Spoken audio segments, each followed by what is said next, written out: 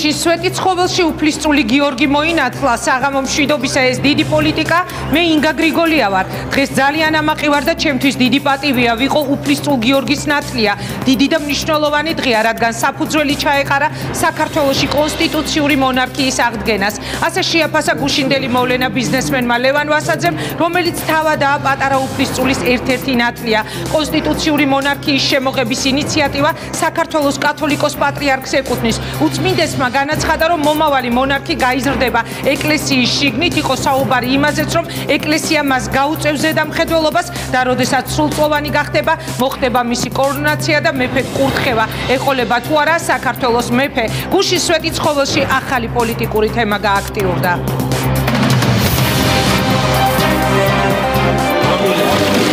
გუშინ სვეტიცხოველში იქ სადაც ადრე მეფეებს აკურთხებდნენ უფლისწული გიორგი მოინათლა ნათლიების სხვებთან ერთად საქართველოს კათოლიკოს პატრიარქი ილია მეორე და ბიზნესმენი ლევან ვასაძე არიან რომელიც ამბობს რომ გუშინ სვეტიცხოველში საფუძველი ჩაეყარა საქართველოში კონსტიტუციური მონარქიის აღდგენას უფლისწული გიორგი მოინათლა წმინდა ტაძარში სადაც გასვენებული არიან მისი წინაპრები.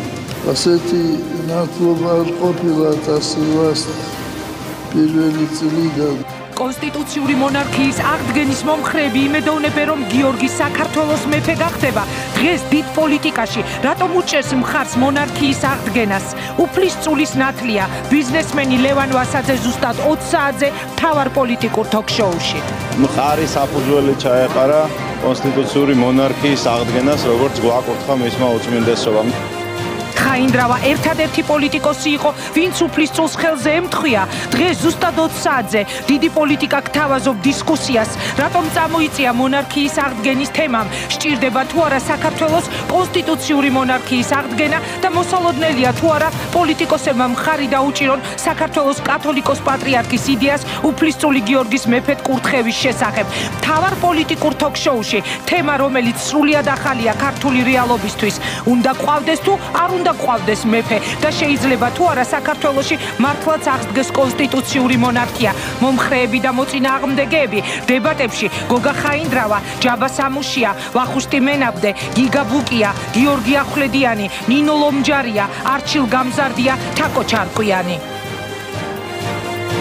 შეიძლება თუ არა საქართველოს თანამედროვე ისტორია, რა უფლებებით ისარგებლებს ქართველი მონარქი, დადგება თუ არა რეფერენდუმზე საერთოდ ეს საკითხი და თუ დადგება რა პოზიციას დაიკავებს ქართველი ერი. გვიყურეთ ზუსტად 20 საათზე დიდი პოლიტიკის ახალი თემა. მაშასე დავიწყოთ, უნდა ყავდეს თუ არა საქართველოს მეფე.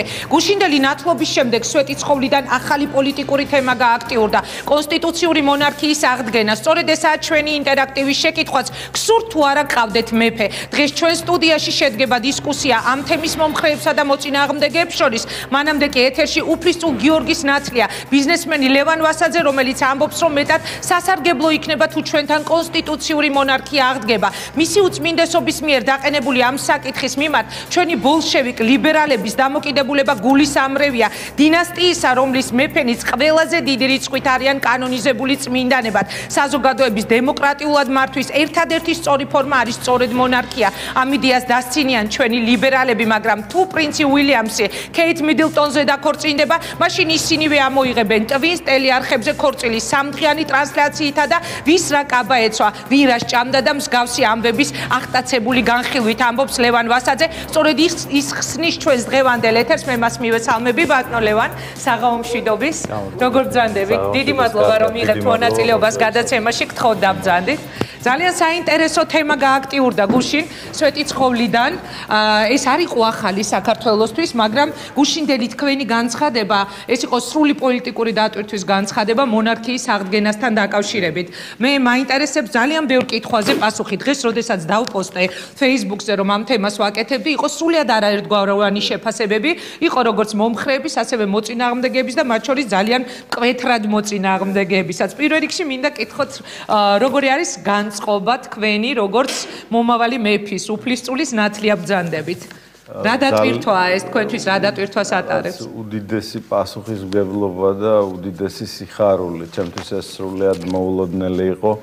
ამის შესახებ მე გავიგე გუშინ წინ ანა ბატონიშვილმა დამირეკა და მთხოვა გამეწია ნათლიობა გიორგი უფლისწულისათვის და ისეთი გახარებული და დაბნეული ვარ მართალი რო გითხრათ რომ დღემდე ვერ მოვედი გონს და მოლოდნელი იყო თქვენ ჩემთვის აბსოლუტურად გუშინ წინ გავიგე საღამოს და ეს ჩვენ ანა ბატონიშვილთან ძალიან დიდი ურთიერთობა და მეგობრობა გვაკავშირებს მეც და ჩემს მეუღლესთანაც ბატონ ნუგზართან ჩემს მშობლებს ბატონ დავითს მე ვიცნობ უფრო მოგვიანებით მისი მეგობარი მიშა ახვლედიანი ჩემი მეგობარია ბავშვობიდან კალათბურთს თამაშობდით ერთად და მოკლედ ყველას იცნობს, მაგრამ აი ესეთი რაღაც თუ მოხდებოდა ნამდვილად არ ვიცოდი და რა თქმა უნდა მონარქიის აღდგენამდე გრძელი გზა არის გასავლელი და მე მესმის იმ კითხვებისა თუ გნებავთ იმ წინააღმდეგობისა, რომელიც ჩვენ საზოგადოებაში ამ თემის მიმართ არსებობს, მე ჩემი არგუმენტები მაქვს, რატომ არის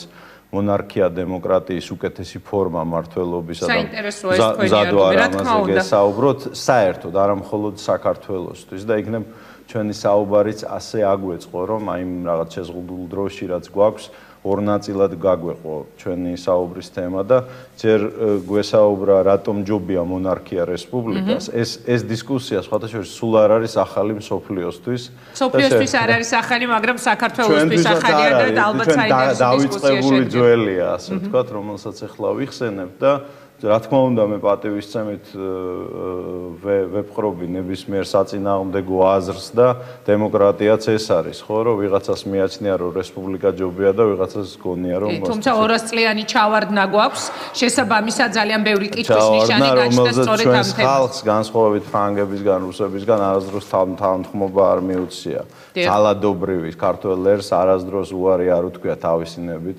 მონარქიაზე ძალით ამოგლიჯეს მას ეს უფლება და მოდით ამაზეც ვისაუბროთ ანუ აი ორი ნაწილი რეფერენდუმზე უნდა იყოს თანხმობა მოდით დავიწყოთ საუბარი თქვენ როგორ ფიქრობთ მოდით დაგისვათ ჩვენი ინტერაქტივის შეკითხვას აქედან დავიწყოთ არის თუ არა დღეს ქვეყანაში იმის მოთხოვნა რომ საქართველოში აღდგეს კონსტიტუციური მონარქია გსურთ თუ არა ყავდეთ მეფე ეს არის ჩვენი ინტერაქტივის მთავარი კითხვა ალბათ მაყურებელი გასცემს პასუხს დიახ მე არ ვიცი რა შედეგი იქნება და მე ვარაუდობ რომ არავის წენინება არ მინდა, მაგრამ განათლება ამ თემის გარშემო, ცოდნა ამ თემის რაობისა ჩვენთან ბუნებრივი მიზეზების გამო არის ულტრა პრიმიტიული. ანუ ჩვენ გვესმის, აუ ეხა მეფეღა გვაკლდა ხალხს უჭირს, მაგრამ ეგ არჩინე კიდე, ამათ უნდათ ეხა თავადობა და მიწების დათრევა და ესეთი როგორ გითხრათ, პლებეური ულტრა პრიმიტიული, არავის წე მაპატიეთ, არავის წენინება არ მინდა და მოდით ვისაუბროთ რა არის მონარქია, რამდენი არის მონარქია და დავიწყოთ ამითი. დედამიწაზე ყოველი მეოთხე სახელმწიფო არის სამეფო გვირგვინის ქვეშ. და ეს არის იშვიათი გამონაკლისების გარდა რესპუბლიკები და სხვა დემოკრატიული ფორმები ვერ ეძრებიან ამ სახელმწიფოებს ძირითადი მაჩვენებლებით.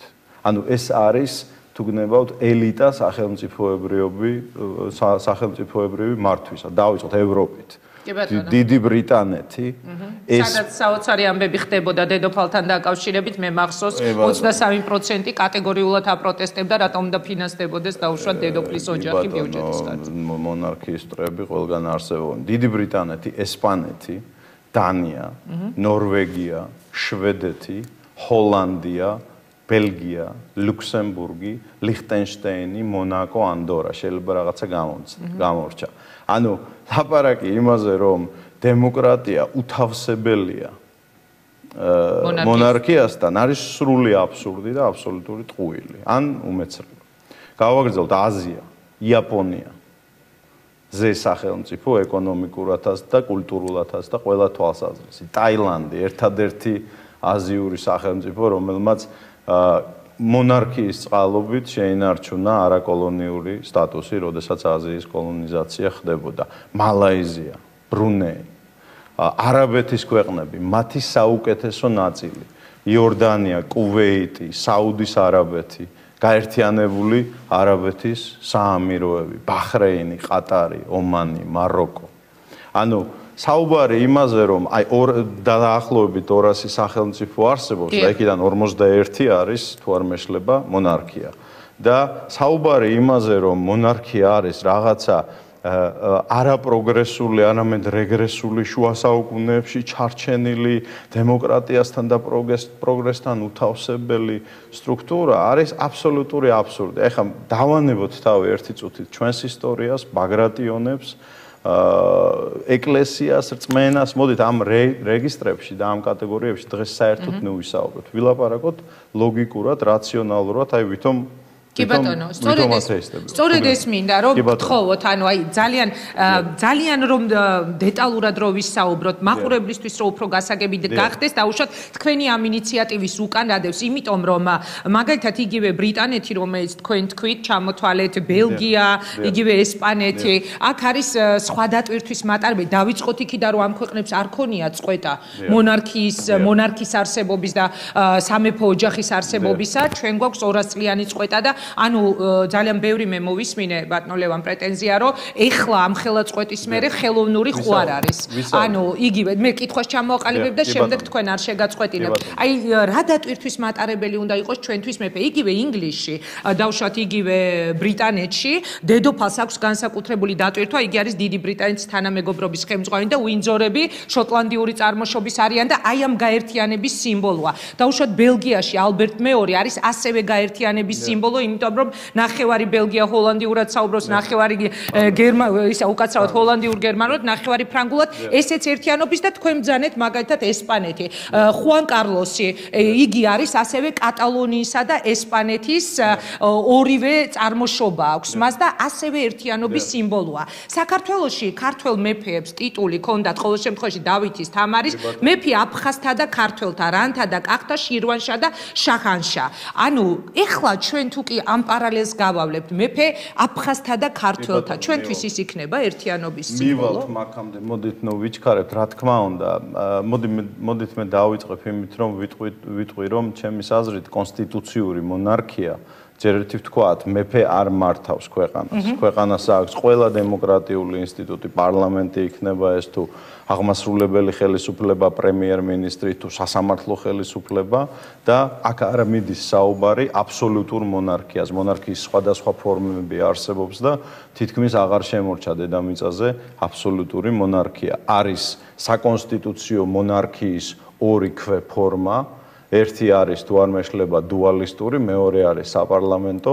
დუალისტურში მეფე მართავს მთავრობას და პარლამენტი არის ცალკე და ჩემი აზრით ჩვენთვის ეს ძალიან რთული მოდელია თუ კი როდისმე მომავალში მონარქია აღდგება და აი საპარლამენტო მოდელი, რომელიც არის ყველაზე გავრცელებული ევროპის ქვეყნებში, ეს არის აბსოლუტურად ლოგიკური საქართველოსთვისაც. პირველ რიგში მონარქიის ინსტიტუტი არის სტაბილურობის გარანტი ქვეყნისათვის და მე მოგახსენებ ჩემს არგუმენტებს, როგორც პოლიტიკურ სისტემაში, ისე ფისკალურ სისტემაში, სოციალური უსაფრთხოების სისტემაში, მოქალაქეობის დაცულობის მხრივ, მოსახლეობის ბევრად ნაკლები პროცენტი არის ციხეში, თქვენ შეგიძლიათ ეს პროცენტები ვიდრე რესპუბლიკური წყობილების ქვეყნებში. ოჯახის ინსტიტუტი ბევრად უფრო უკეთესად არის დაცული მონარქიებში. ეს არის სტატისტიკური მონაცემები და აი ამ თვალსაზრისით თქვენ ვერ ნახავთ აი ამ ჩამოთვლილ მონარქიებში მოშიმშილე ხალხს, უსამართლოდ დახოცილ და დაჩაგრულ ხალხს. მდგრადობა მონარქიული სისტემისა არის ბევრად უფრო მაღალი. მოგიყვანთ ისტორიულ მაგალითებს. ფაშიზმმა აიღო და უპრობლემოდ გადაუარა რესპუბლიკებს. ჩეხეთს, პოლონეთს, საფრანგეთს, უზარმაზარ ქვეყანას. ვერაფერი ვერ დააკლო მონარქიებს. დანიას, ნორვეგიას, ჰოლანდიას, დიდ ბრიტანეთს ვერაფერი ვერ უქნა. შევხედოთ თანამედროვე მოვლენებს, რომლებიც ჩვენს თვალწინ ვითარდება. ავიღოთ არაბული 9 მილიარდიანი სამყარო და გავიხსენოთ არაბული გაზაფხული. შეხედეთ რა ქნა არაბულმა გაზაფხულმა. დაანგრია სრულიად სისხლში ჩაახრჩო და ამოატრიალა არამონარქიული არაბული სახელმწიფოები. ერაყი, სირია, ეგვიპტე, ლიბია, ჯოჯოხეთია. სტაბილურობის აი არანაირი პერსპექტივა არ ჩანს და შეხედეთ რა მოუვიდათ სამეფოებს. გადაიტანეს ეს არაბული გაზაფხული ძალიან მშვიდად, გამოცვალეს მონარქებმა პრემიერები, ხალხი არის ბედნიერი და დაწყნარდნენ. და სისხლის ღრა, უკიდურესი გავიხსენოთ თუ გნებავთ უფრო გვიანდელი ევროპული მაგალითები 1991 წელს ესპანეთში მოხდა სამხედრო გადატრიალება, პუჩი, ხუნტა.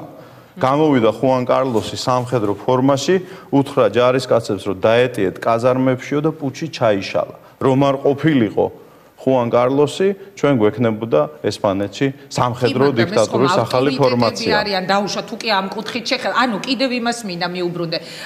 წყვეტა არ ყოფილა ბატონო ლევან. ეხლა თქვენ როგორ ფიქრობთ ჩვენთვის 200 წლიანი წყვეტის ეს გრძელი გზა არის. ეს არ არის ეხლა ნუ დავფეთდებით და ნუ დავფრთხებით, რომ ეხლა ვიღაცა გიჟი ოლიგარხი ლევან ვასაძე, როგორც მეძახიან კგბ-შნიკი რუსეთიდან ჩამოვიდა და პატრიარქთან ერთად უნდა მე მაგისი არც საშუალება მაქვს, არც სურვილი მაქვს და ეს არის სრული პრიმიტივიზმი, ასე აზროვნება. რუსეთშიც იყო ამაზე საუბარი, იგივე პუტინმა თქვა, რომ наступило время восстановления монархии, независимая газета. ყველა ავტორიტარი, ვინც ცდილობდა მონარქობანას თამაშს, სადამ ხუსეინი იქნებოდა ეს, თუ მუამარ კადაფი იქნებოდა ეს, თუ ხოსნი მუბარაკი იქნებოდა ეს, თუ ბაშარ ასადი, ამთავრებს იმითი, რითიც ამთავრებენ ისინი. მე არ მინდა ახლა აქ რაღაც პარალელების გავლება, სახიფათო პარალელების გავლება და რაღაცის გამწვავება, მაგრამ ეს არის სრული აბსურდი. შენ წარმოიდგინო, რომ ადამიანმა შეიძლება თვითმარქვიად დაირქვას, რომ მე ვარ მონარქი და მეფე და ეს ამას შერჩეს ქვეყნისაგან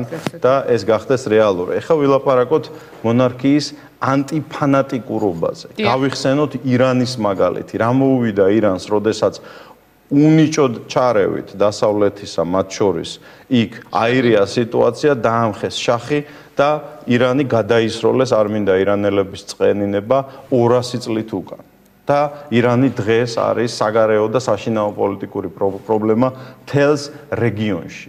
დაუბრუნდეთ მდგრადობის თემას და ვილაპარაკოთ, როგორ ვერ გაყვეს მეორე მსოფლიო ომის მერე იაპონია. რატომ ვერ გაყვეს? იმიტომ რომ ეს იყო მონარქია გერმანიისგან განსხვავებით. გერმანია გაჩეხეს შუაზე, ბოდიში და დედაუტირეს და გერმანელებმა მერე 60-70 წელი დახარჯეს გერმანიის ერთიანობის აღდგენაზე. იაპონიამ, რომელიც ასევე დამნაშავე იყო ფაშიზმში, თუმცა ნაკლები ფორმებით, ეს ტრაგედია არ გამოუიარა. თქვენ ახსენეთ სეპარატიზმის წამალი, ძალიან მნიშვნელოვანი არგუმენტია. გამაერთიანე, აი მე რაც ჩამოვთვალე თუნდაც ის სამი მაგალითი, გამაერთიანების სიმბოლოა, ერთიანობის სიმბოლოებია. 7 ქვეყანა შედის გაერთიანებულ სამეფოში, დიდი ბრიტანეთისა და ის არიშლება მხოლოდ მონარქიული წესწყობილების გამო. აი 23 თუ ეგ გაბერილი პროცენტებია ტვინ გადაბრუნებული ბრიტანელებისა, რომლებიც არიან წინააღმდეგი მონარქიისა. ხო, უნდა ესმოდეთ, რომ რა დღესაც ღმერთთან უქნას იქნება და სხვათა შორის წყვეტაზე საუბრობდით თქვენ. წყვეტა ბრიტანელებს რო ჰქონდათ, ისეთი უნდა კრომველის რევოლუცია, რომელიც მოხდა დიდ ბრიტანეთში და დამხობილი იქნა მონარქია, ხო? მოინანია ბრიტანელმა ხალხმა, ტემზაში გადააგდეს გენერალი კრომველი და მაგნა კარტა, რომელიც იყო, ასე ვთქვათ, პირველი დოკუმენტი საპარლამენტო რესპუბლიკასა პროტოტიპი ევროპაში, რომელიც მიიღეს კრომველის რევოლუციის შემდეგ, შეინარჩუნეს და მშვენივრად თავსებადი გახდა ის ბრიტანულ მონარქიასთან და სხვათა შორის თამარ მეფის დარბაზი, რომელიც 50 წლით ადრე იყო მაგნა კარტამდე, ხო? ზუსტად ასე თანაარსებობდა კონსტიტუციურ მონარქიასთან. მოდით გადმოვიტანოთ საქართველოს რეალობაში. დავამთავრებ, თუ შეიძლება სეპარატიზმის წამალს. თქვენ ახსენეთ ესპანეთი. ესპანეთის ერთადერთი დუღაბი კატალონიელების დამოკიდებულება, თქვათ, კასტილიელების, ბასკების, გალისია, ესპანელი, პორტუგალიელები რა ინარჩუნებს ესპანეთს ერთად? მხოლოდ მონარქია. ბელგია, ყავთ ფრანკოფონი ვალონები და ყავთ ფლანდრიელები. რატო არიან ისინი ერთი ქვეყანა? იმიტომ რომ მათ ყავთ ერთიანი მონარქი და ასე შემდეგ. და ჩვენი ისტორიის თვალსაზრისითაც მე არ ვლაპარაკობ, რომ ეხლა თუ კი ჩვენი საზოგადოება როდისმე ისურვებს ამას, რომ კონსტიტუციური მონარქია აღადგინოს, ეს იქნება ერთადერთი და გარდაუვალი არგუმენტი აფხაზებისა და ოსების. მე მინდა ამაზე ცოტა მეორე ნაწილში ვილაპარაკოთ, მაგრამ ორი აზრი არ არის, რომ აფხაზური ისტორიას თუ გნებავთ ოსურის და ბევრი ჩრდილო კავკასიელი ადამიანისთვის ქართული მონარქია ერებისთვის და ბაგრატოვანთა დინასტია არის ერთადერთი გამოერთიანებელი არგუმენტი.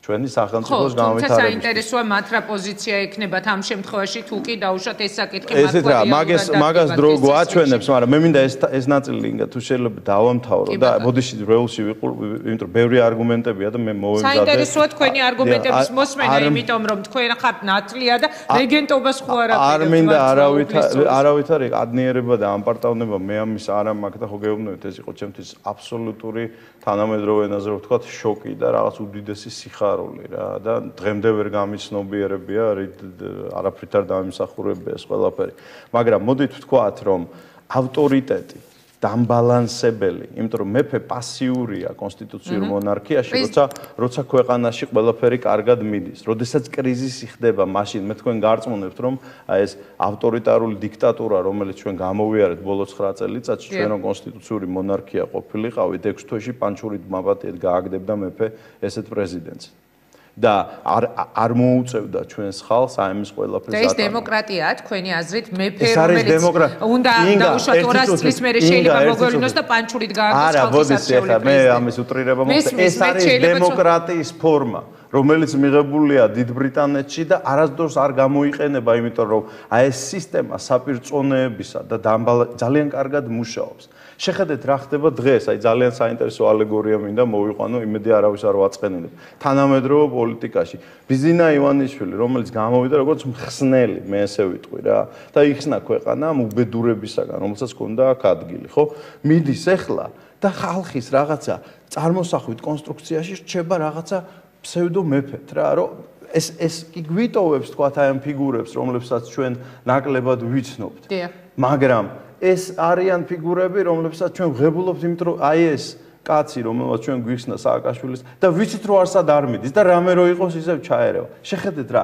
ანუ ქვეცნობიერად ჩვენი ისტორიული ფსიქიკა, ჩვენი კულტურა და ამაში სამარცხვინო არაფერი არ არის, რამ შეაძულა ამ ხალხს. მე ისევ და ისევ მინდა განვასხავ საკუთარი ისტორია, საკუთარი იდენტობა და მე არ მინდა ეხლა ვინმე შეურაცხყოფა მივაყენო და ძალიან დიდი განსხვავება უცოდინარობასა და შეგნებულ სიძულვილს შორის შენი ისტორიის მიმართ. როცა შენ ამბობ, რომ აგრადიანები კაცო, მე ვიცი მუზეუმში.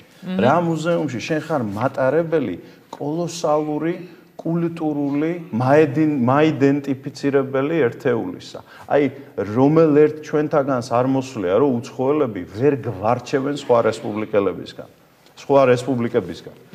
მრავალი წელია მე მოგზაურობ თელ მსოფლიოში და საუბრებში განათლებულ მათ შორის ბიზნესმენებთან, საქმოსნებთან, საზოგადო მოღვაწეებთან უცებ დაგიძახებენ არმენიას, ან უზბეკისტანს. არ მოგსულიათ ეს რაღაც. ანუ ეს ნატეხები საბჭოთა კავშირისა სოფლიოს თვალში არის რაღაც დანგრეული რუსული იმპერიის ნაგლეჯები. ეს ჩვენ ვიცით, რომ ჩვენ გვაქვს 14-დან ერთ-ერთი ალფავიტი და ვამაყობთ ჩვენ ის. აგერ შეხედეთ Wall Street Journal-ი ლაპარაკობს, რომ სააკაშვილი არის, რომ საქართველოს ჯორჯ ვაშინგტონი, ამაზე მეტი დაცინვა რა გინდა ქვეყნისათვის. ჯორჯ ვაშინგტონი, პირველი პრეზიდენტი და დამფუძნებელი მამა, რომლის გენიასაც მე ძალიან დიდ პატივს ვცემ, მოღვაწეობდა ჩვენი ბოლო მეფის დროს.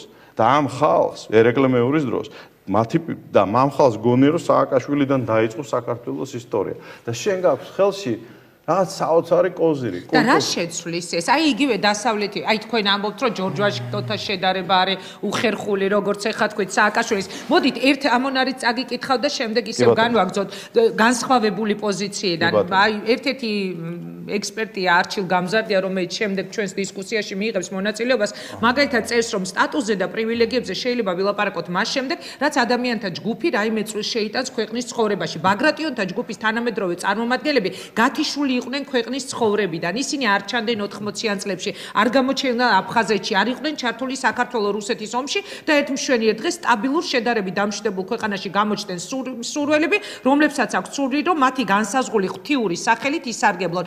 ისტორიული ღვაწლი საკუთარ თავზე მოიგონ, საზოგადოებამ თავად დაიწყოს მათი შენახვა და დამატებითი ხარჯები გაიღოს ქვეყანა. აი, საიდან დავიწყო არც ვიცი რა, შვედი იხდის წელიწადში 8 ევროს და ამაყობს იმითი, რომ მას აქვს მონარქია. მიშა სააკაშვილმა გაიტანა სხვადასხვა მონაცემებით 7 თუ 8 მილიარდი ამ ქვეყნიდან. მე არ ვიცი, არა ვარ პროკურორი და გამოძიება. საწაიღო ხო არის? არ ვიცი. და მაგას გამოძიება დაადგეს. და რაც კოლოსალური კორუფციის მსხვერპლი ვიყავით ჩვენ.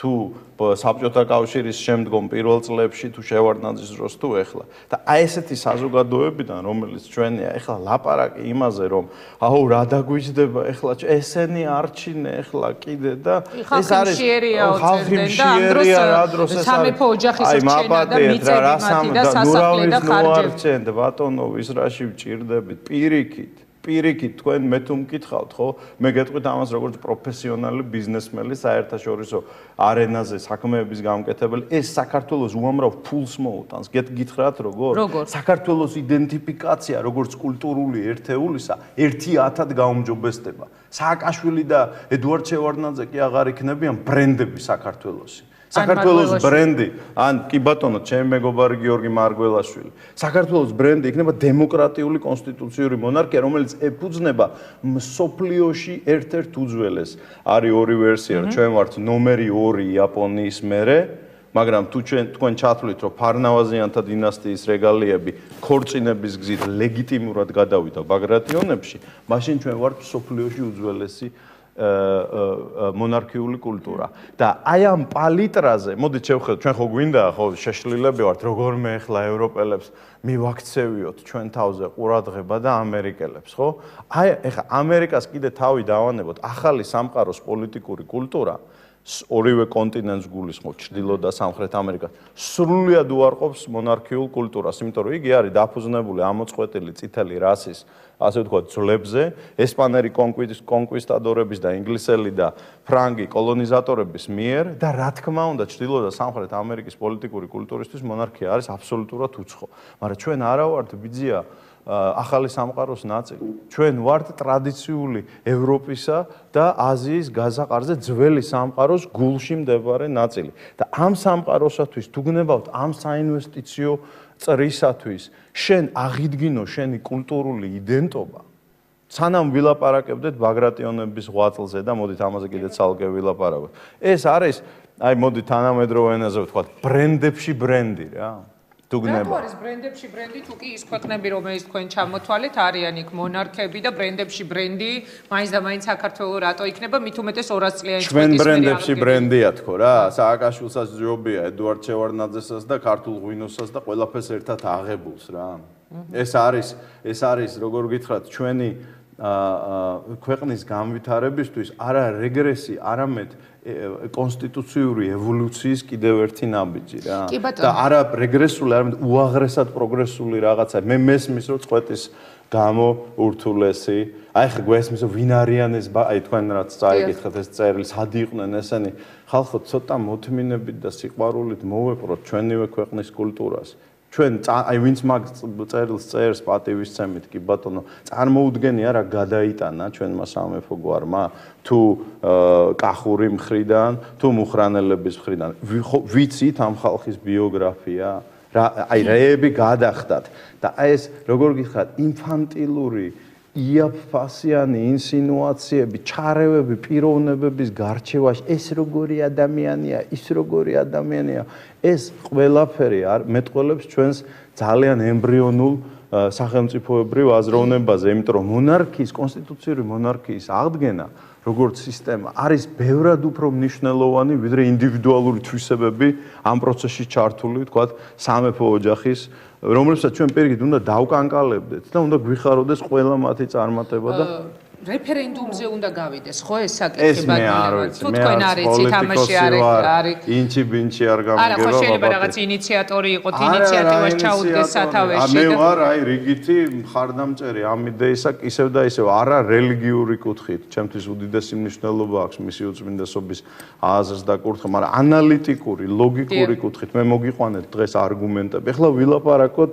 რას ნიშნავს ანუ ჩემის ღრმა რწმენით როგორც ადამიანისა რომელიც სახელმწიფო მოწყობაზე აი პოლიტიკას ვერ ვიტან მაგრამ სახელმწიფო სტრუქტურის მოწყობა სტრატეგია ეს ყველაფერი ძალიან მაინტერესებს ეს ძალიან მნიშვნელოვანია სწორედ სახელმწიფო მოწყობაზე უნდა ვთქვა თქვენ წეგან ახსენეთ მთელი რიგი სტრუქტურები ახსენეთ პრემიერი ახსენეთ პარლამენტი არ გიხსენებიათ პრეზიდენტი ანუ მონარქიის შემთხვევაში თუ კი აღდგება კონსტიტუციური მონარქია როგორ ნაწილდება მაშინ ფუნქციები მე არა ვარ მონარქისტული წესწყობი მართლმსაჯულების სპეციალისტი. მე არა ვარ ისტორიკოსი, მე არა მაქვს პრეტენზიები, რომ ეხლა მე აქ დავждები და რაღაც რეცეპტებს დაგილაგებ. მე გეუბნებით დაახლოებით, აი ვექტორული ანალიზის თვალსაზრისით, როგორი მიმართულებით უნდა საგარეო გამართლდეს. მიმართულება პრინციპში ახალი კონსტიტუციის მოდით, აი მარტივ ენაზე ვთქვა. არის პრეზიდენტის უფლებამოსილება. და მე ვერჩი ჩემ მეგობარ. არა, ერთით არა, უბრალოდ მე მინდა რომ მაყურებელს კარგად ავუხსნათ. ანუ, აი დაუშვათ აღსდგა კონსტიტუციური მონარქია, რომლის მომხრეც ხართ თქვენ და ამბობდით გუშინ რომ მე ძალიან ამაყი ვარ და ძალიან მიხარია, იმიტომ რომ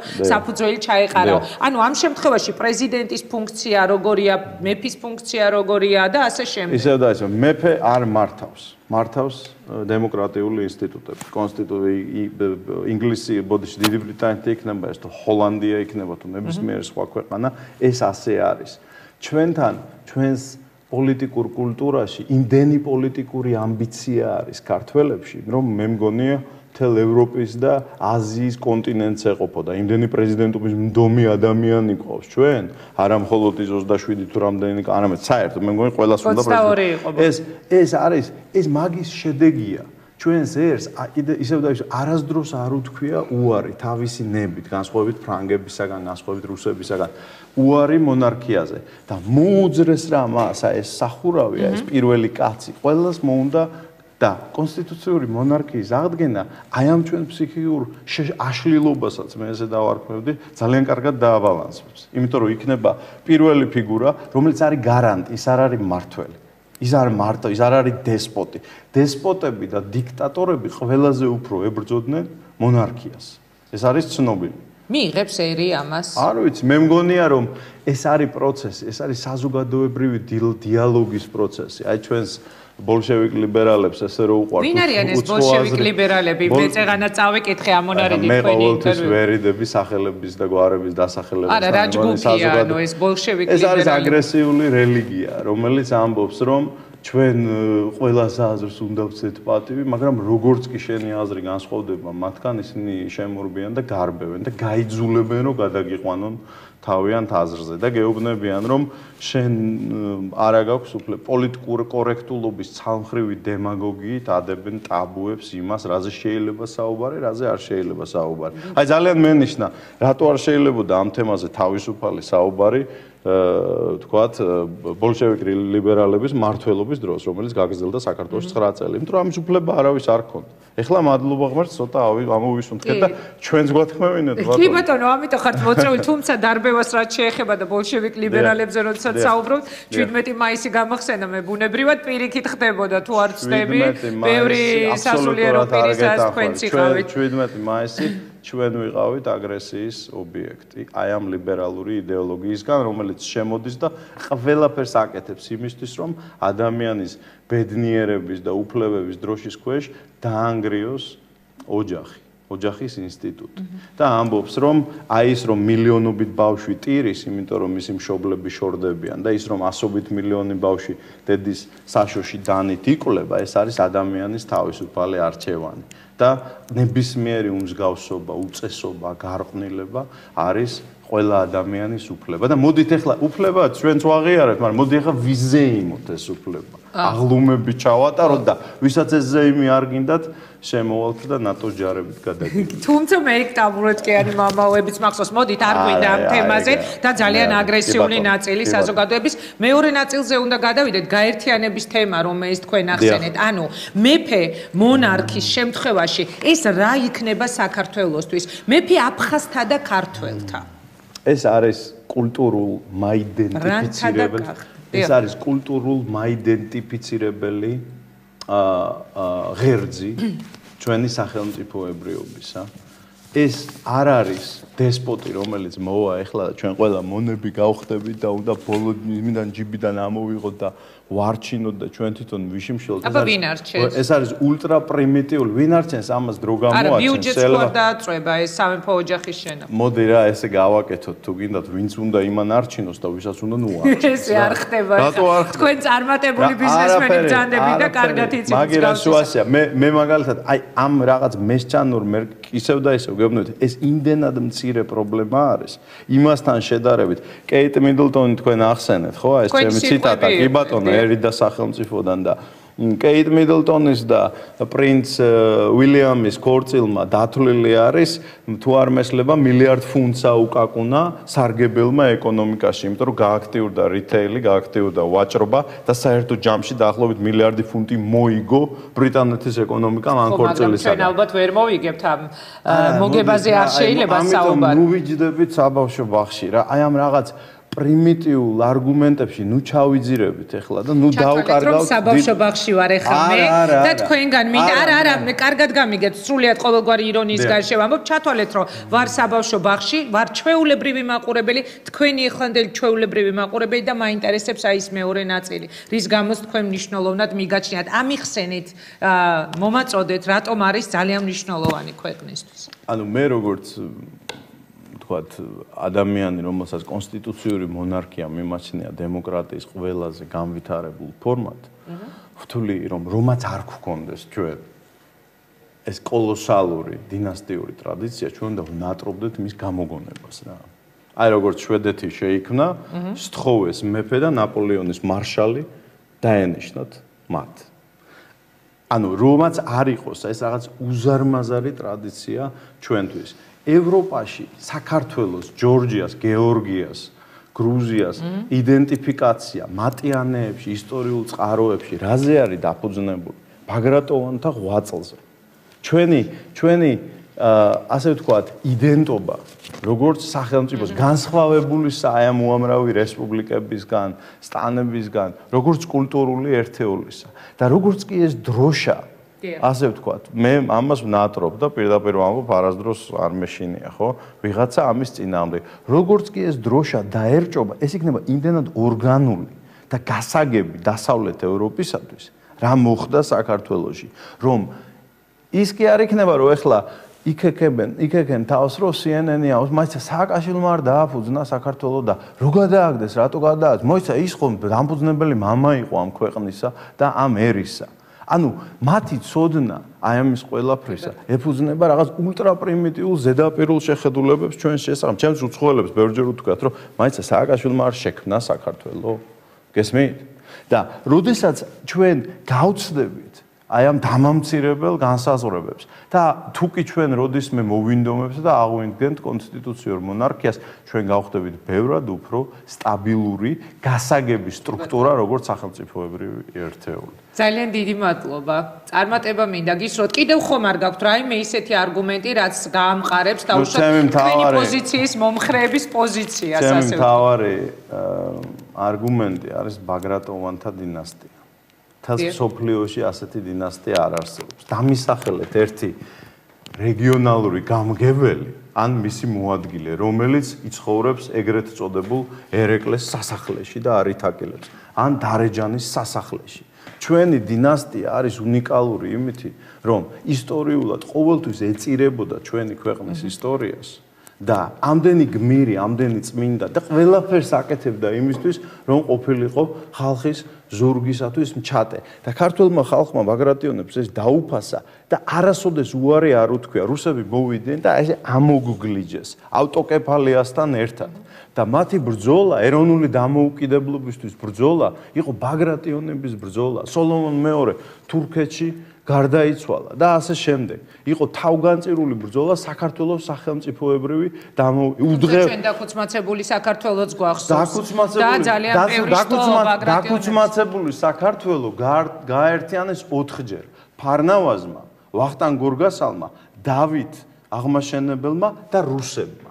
ჩვენი ენერგიით უდღეურმა ნოე ჟორდანიას 33 თვე რო გაძლო რესპუბლიკამ არაფერი არ ქნა იმისთვის რომ ეს თქვენ გონიათ ჩვენ ახლა იმ თურქებს გავყრიდით ბათუმიდან და დავიბრუნებდით აჭარას რომ არა რუსეთის იმპერიული უბრალოდ ჩვენ ისევ შევიკრიბეთ რუსეთის იმპერიაში ესე მოხდა თორე გამაერთიანებელი საქართველოსი ისტორიულად ყოველთვის იყო ჩვენი მონარქია და ამისი არ დაფასება, ამისი აბუჩა დაგდება და დაცინვა და თქვა რომ ეს არის სამუზეუმო ექსპონატი არის შეურაცხყოფელი ჩვენი ისტორიისა და ჩვენი კულტურისათვის. ძალიან დიდი მადლობა მინდა გითხრათ, საინტერესო იყო თქვენი არგუმენტების მოსმენა, იმიტომ რომ კიდევ ერთხელ ვიტყვი, ძალიან ცხელია ეს თემა, შეიძლება მე არ ვიცი ხა ინტერაქტივის რა მაჩვენებელია ჩვენს მიერ დასმულ შეკითხვაზე, გინდა თუ არა ყავდეთ მეფე, რა პასუხები არის გადანაწილებული, მაგრამ საინტერესო იყო თავისთავად, როდესაც თავდაპირველად როცა სამეფო ოჯახი შეიქმნა, მაშინ კი დაიძრა ეს თემა, მაგრამ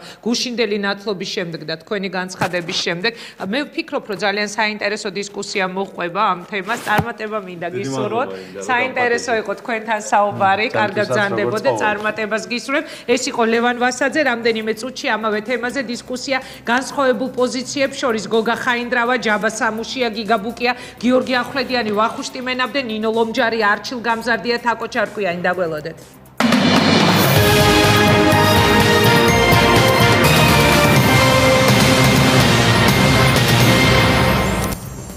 მაშასე უნდა ყავდეს თუ არა საქართველოს მეფე ჩაერთეთ ჩვენს ინტერაქტივში გოგა ხაინდრავა ერთადერთი პოლიტიკოსი იყო ვინც გუშინ უფლისწულ გიორგის ხელზე ემთხვია გოგა ხაინდრავა ვახუშტი მენაბდე გიგა ბუკია ჯაბა სამუშია გიორგი ახვლედიანი ნინო ლომჯარია არჩილ გამზარდია და თაკო ჩარკვიანი განაგზობენ მთავარ თემას დიდ პოლიტიკაში მანამდე მე მინდა ჩვენი ინტერაქტივის შედეგებზე ვისაუბროთ 78% ჩვენი მაყურებლის ჯერჯერობით ფიქრობს რომ საქართველოს სჭირდება მეფე გინდა თუ არა ყავდეთ მეფე ასე დავსვით დღევანდელი ინტერაქტივის შეკითხვა მე თაკოს და ნინოს მივესალმები საღამო მშვიდობის რომ იღებთ მონაწილეობას ჩვენს გადაცემაში მთელი გადაცემის განმავლობაში ნებისმიერ მომენტში თქვენ შეგიძლიათ ჩაერთოთ და თქვენი კომენტარი გარდა ჩვენ შეკითხვებზე პასუხისა მოვისმინოთ მანამდე მინდა თქვენი ნებართვით პირველი კითხვა დაუსვა ბატონ გოგა ხაინდრავას რომელიც გუშინ ესწრებოდა ნათლობას და ორჯერ თქვი თუ არ ვცდები უკვე რომ თქვენ ხელზე ემთხვიეთ უფლისწულს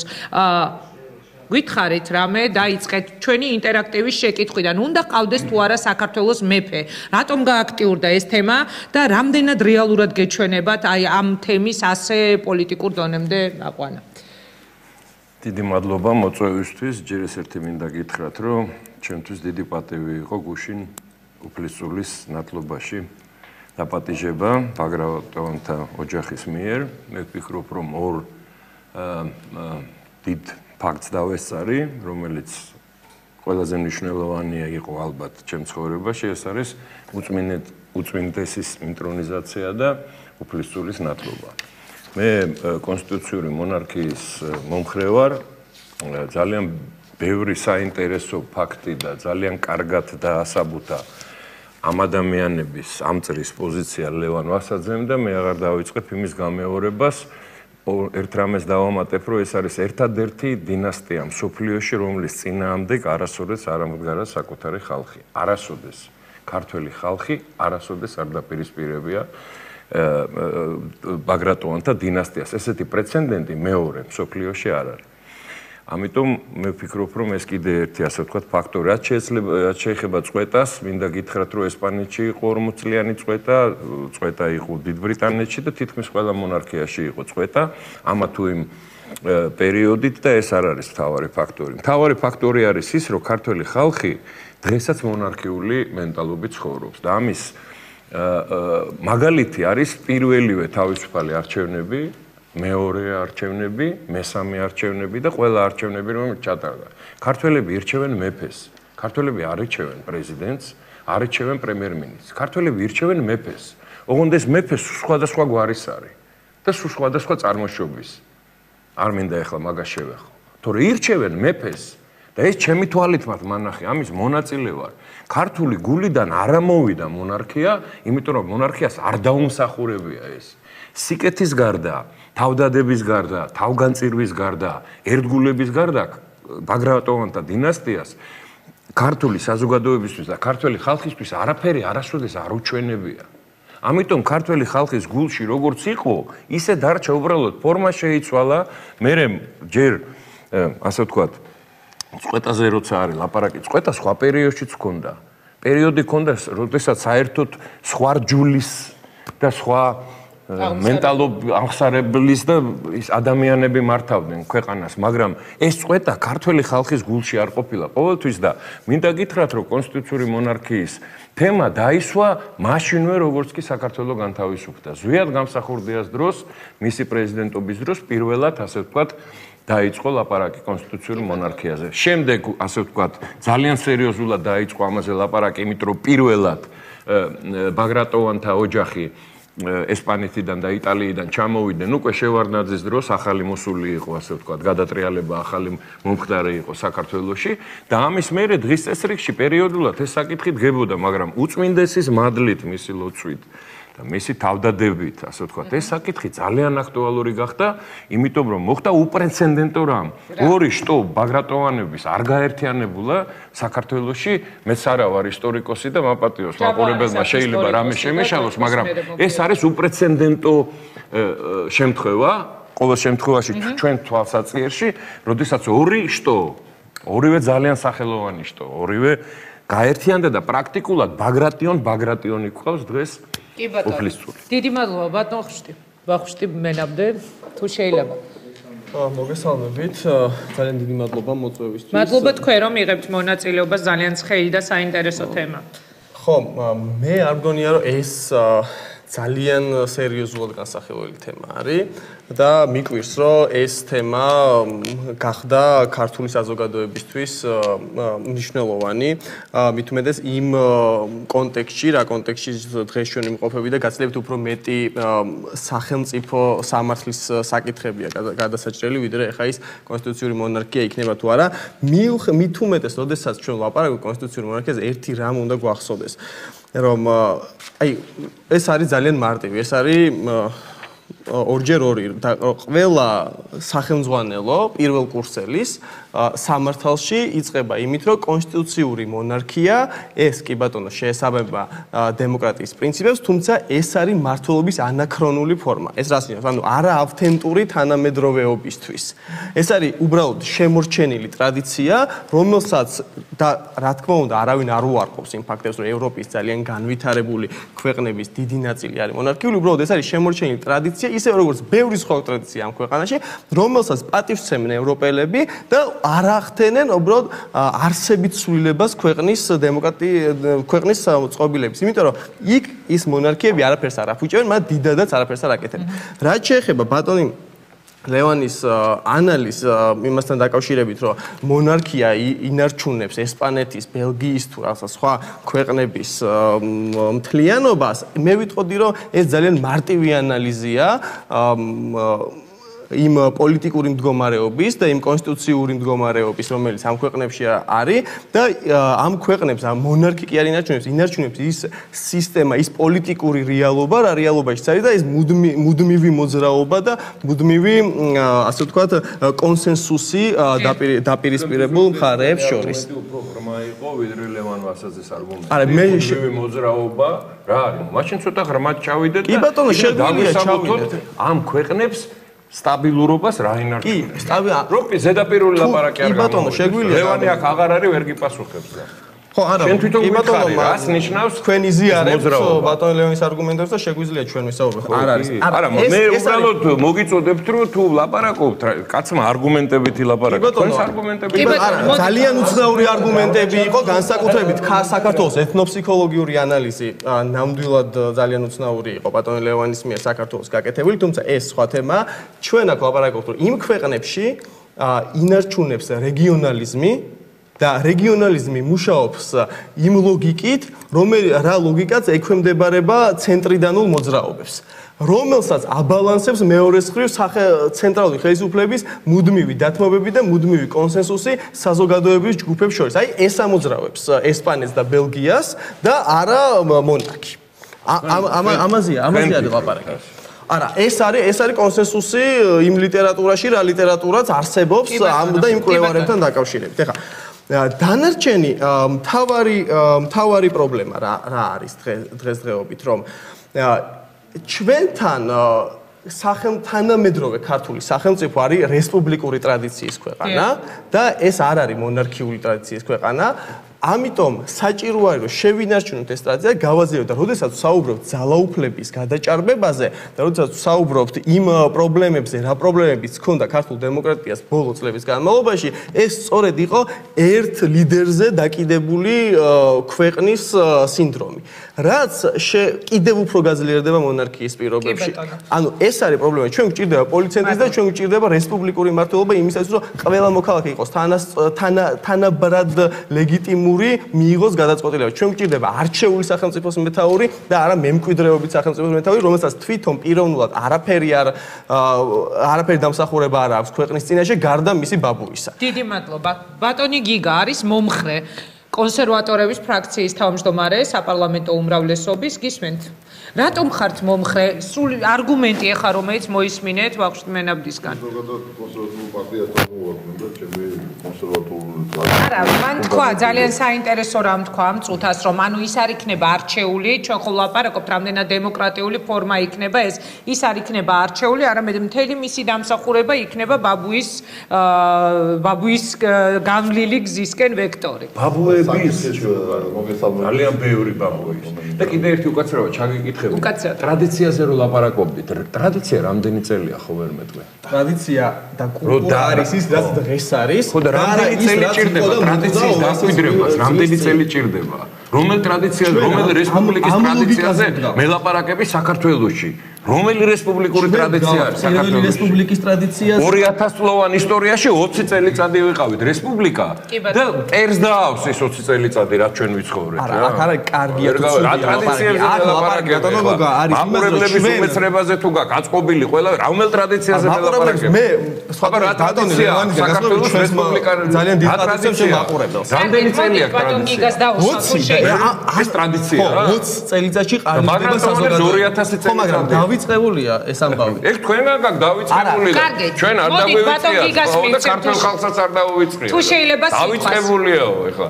არა, კატეგორიული სისტემაში, პოლიტიკური სისტემაში კაცი, რომელსაც კატეგორიულად არაფერი არ უთქვია, მოსაზრებები თქვა თავისი. შენ ზიხარ და კატეგორიულად ტრადიციებზე მელაპარაკები, რომელიც არ არსებობს ბუნებაში. ბატონი არ არსებობს ბუნება, რა ტრადიციაზე მელაპარაკები? თუ შეიძლება რომელი რესპუბლიკური ტრადიცია გააჩნია საქართველოს? დავით უსუფაშვილს თუთლი და ლევან ბერძენიშვილს არ ვიცი, იმათ აქვს 1-25 წელი ალბათ. პირველ რიგში თვითონ საკითხი იმ დონეზე აქტუალურად განიხილება თითქოს დღეს ხვალ ანუ ახლოს მომავალში საკითხი იყოს ჯელობის საკითხი მოინაცვლა ოფიციალურად ითქვა რომ მას უნდა ეკლესიის ზედამხედველობის ქვეშ უნდა გაიზარდოს და არ არის გამორიცხული რომ თუ კი ეს საკითხი დადგება რეფერენდუმზე დაუშვათ საქართველოს ხალხის მოედანზე. დიახ, დადგა საკითხი, არის საკითხი და თემა რომელიც იქნება განხილვისათვის რამოდენიმე წელი და შეიძლება რამოდენიმე ათეული წლის განმავლობაში.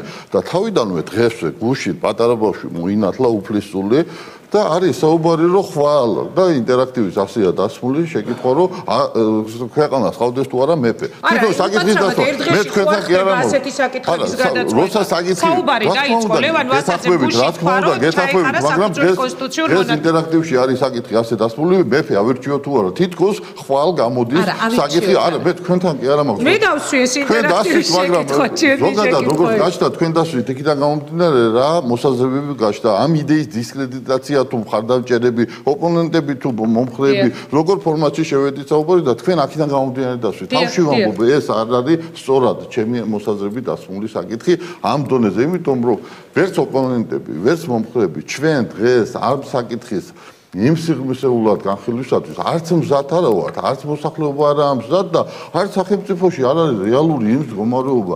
რაზე ვსაუბრობთ, როცა დღეს პარლამენტ არის არჩევნები სამი დღის ჩატარებული ფაქტურად 17-ში კონსტიტუცია უნდა შეიცვალოს, გადავიდეს საპარლამენტო რესპუბლიკისკენ და ჩვენ დღეს საკითხი დგას და ამ შუალედში როდესაც ძველი კონსტიტუცია ძალას კარგავს, ახალი ძალაში არაა შესული და ვამბობთ რომ მონარქი და მეფე დავსვათ და ავიწყოთ. თქვენ ახლა ისე საუბრობთ, თითქოს მე ეს ხელოვნურად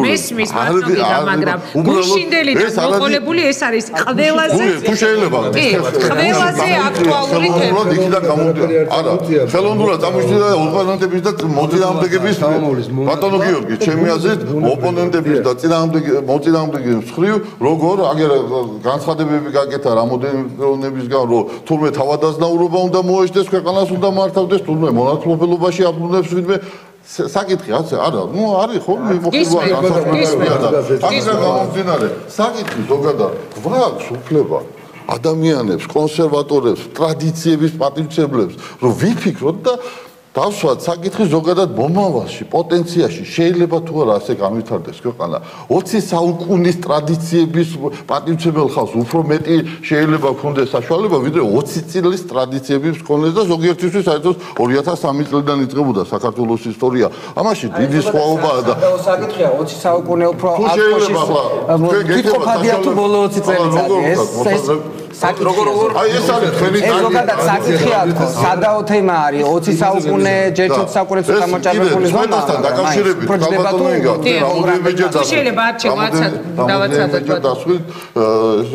შეკითხვა წვედა ქონდა ქვეყანას დამოუკიდებლობას საერთოდ 70-80 წლის განმავლობაში ქვეყანა არ იყო დამოუკიდებელი და რა არ გვეზრუნა იმისათვის რომ დამოუკიდებლობის აღდგენა მოხდარიყო თვითონ ეპარქიას საერთოდ არ იყო წვეტა ქონდა მთლიანობაში 200 წლიანი ესეც არ აგვედგინა ან ტრადიციასთან დაბრუნება ან ტრადიციის აღდგენისთვის დიალოგის საშუალება და ამ შეკითხვის დასმის უფლებას უგზავნავს მე ოპონენტები და უმრავლესობა შემთხვევაში ეს აჟიოტაჟი არის თვითონ ამ იდეის დისკრედიტაციის მცდელობა მე ასე ვხედავ ამ საკითხს და თვითონ იდეა ახლა უფრო მეცად გეტყვი პარლამენტში იქნება არის შექმნილი საკონსტიტუციო კომისია შექმნილი ჩვენ კონსერვატორები არ ვაპირებთ რომ მონარქიის კონსტიტუციის მონარქიის დაყენების საკითხი შევიტანოთ ამ ეს ხომ არის უწმინდესი იდეა მაგრამ ეს არ არის ხვანიდელ დღეზე გათვლილი ეს არ არის უახლოეს 5-10 წელიწადში პერსპექტივაში და იქნებ მოსახლეობას არ მოსწონს არ უნდა არც კი განიხილავს მაშინ თავისთავად ეს იდეა ვერ განხორციელდება და თუ იქნება მოსახლეობის და საქართველოს მოხალხეების ხარდაჭერა მაშინ რა თქმა უნდა დადგება და აქტუალური იქნება ეს საკითხი სამონარიდი წავიკითხე მე პირველ ბლოკში დღევანდელი ბაგრატიონების 8 წლის შეიძლება ბევრად ნაკლები იყოს დღეს ქვეყნის წინაშე ვიდრე რიგითი მოქალაქისო როგორი შეფასებაც იყო დაუშვათ პირველ ბლოკში ალბათ იგივეშიც თქვენი ოპონენტების მხრიდან არ დაგეთანხმებიან. ხო, ანუ ჩემთვის არ არის საინტერესო აქ თანხმობის ან წინააღმდეგობის მიღწევა. აქ არის ერთი რაღაც, ნებისმიერი აწყოს პროცესის წინაპირობად რა შეიძლება ჩავთვალოთ. ჩემთვის, როცა საქმე ეხება პერსონალიებს და ჩვენ პერსონალიებიდან ამოვიდეთ ჯერჯერობით, იმიტომ რომ იდეური დონე ცოტა სხვა განზომილებაშია, პათეტიკის მიღმა ჩვენ ვერ მივდივართ. ჩვენ პათეტიკა ეს არის 2000 წლიანი ეს ფაქტია პათეტიკა. პათეტიური მიდგომა ფაქტობრივ მოცემულობასთან შეიძლება. ანალიტიკაში ჩვეულებრივი სტანდარტია. ტრადიცია ჩამოყალიბებული ტრადიციაში ახლა რა შეიძლება ბატონო გიორგი წინაპირობა. რომ შეიძლება თუ არ ყავს. მაგრამ შეგიძლიათ ვთქვი რეალობად მე ვასახელებ სტანდარტის მიხედვით როგორ ხდება მოცემულობის განსაზღვრა. სტანდარტი შექმნა სტანდარტი თქვენ რომელსაც დავადგინოთ სტანდარტი საიდან ანალიტიკის საფუძვლებში როგორ ხდება მოცემულობის შეფასება და ასე შემდეგ. ნატალია უნივერსიტეტის ლექტორია, მაგრამ აქ ლექციას მოგჩამატებია. არ არის საქმე, უბრალოდ სტანდარტი განსაზღვრა. სტანდარტი განსაზღვრა. არჩევს მოვსვინოთ. შეიძლება და გვინოთ სტანდარტზე მელაპარაკება. თუ არ მისწავლეთ ერთმანეთს მოსმენას, ამიტომ ბევრს ვერაფერს მოვიდა. არა, მოგისმინო გინდა უგონ სტანდარტი განსაზღვრა. და თუ არ მასვით ლაპარაკს ვერ გავსაუბრებ. კი ბატონო, გისმენთ არა. ანუ, როდესაც ლაპარაკობთ წინაპირობაზე და როდესაც ლაპარაკობთ პერსონალიაზე, იმ ოჯახზე, იმ შთამომავლობაზე, არა პირველ რიგში ჩვენ უნდა ავიღოთ საზომად რა, აი ეს არის კრიტერიუმი, საზომი რა არის. მაგალითად, უახლოეს 10 წლეულებში მათი ღვაწლი, მათი ფუნქცია, მათი ჩართულობა, მე რაღაც არ მახსენდება არც ერთი მათგანი, ორგანული ნაწილი ბოლო 10 წლეულებისა, მაგრამ პირადად მე არაერთხელ ვიყავი თანამონაწილე იმ ივენთებისა, რომელსაც აწყობდნენ მონარქიაზე ორიენტირებული ადამიანები იგივე სამების ახალგაზრდულ ცენტრში და ძირითადი თემები იცით რა იყო? რა? საგვარეულო გერბები და საგვარეულო ტერიტორიები. გესმით, მაგრამ არ მქონია შემთხვევა, როდესაც ისინი გამოსულან განცხადებით, როდესაც მათი მათგანი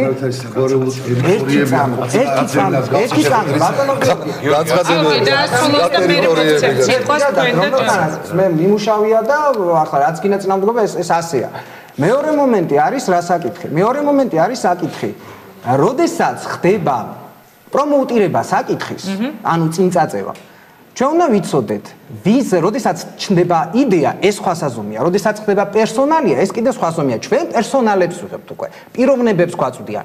რამდენად სწორია უფლისწული მამა და შვილი, დედა, მამა, შვილი, ამაზე არის ფოკუსირებული. ხო? უფლისწული შოვლები, რომლებსაც თან სტატუსი არ აქვს, მაგრამ უფლისწულ სტატუსი აქვს. ხო, მეორე მომენტია, როდესაც მათ სთავაზობენ საზოგადოებას, არსებობს ესეთი რაღაც საზოგადოებრივი ურთიერთობების, ასე ვთქვათ, კამპანიებში, როდესაც ხდება საკითხის შეჩეჩება საზოგადოებსაც, ხელოვნური პრომოუტირება.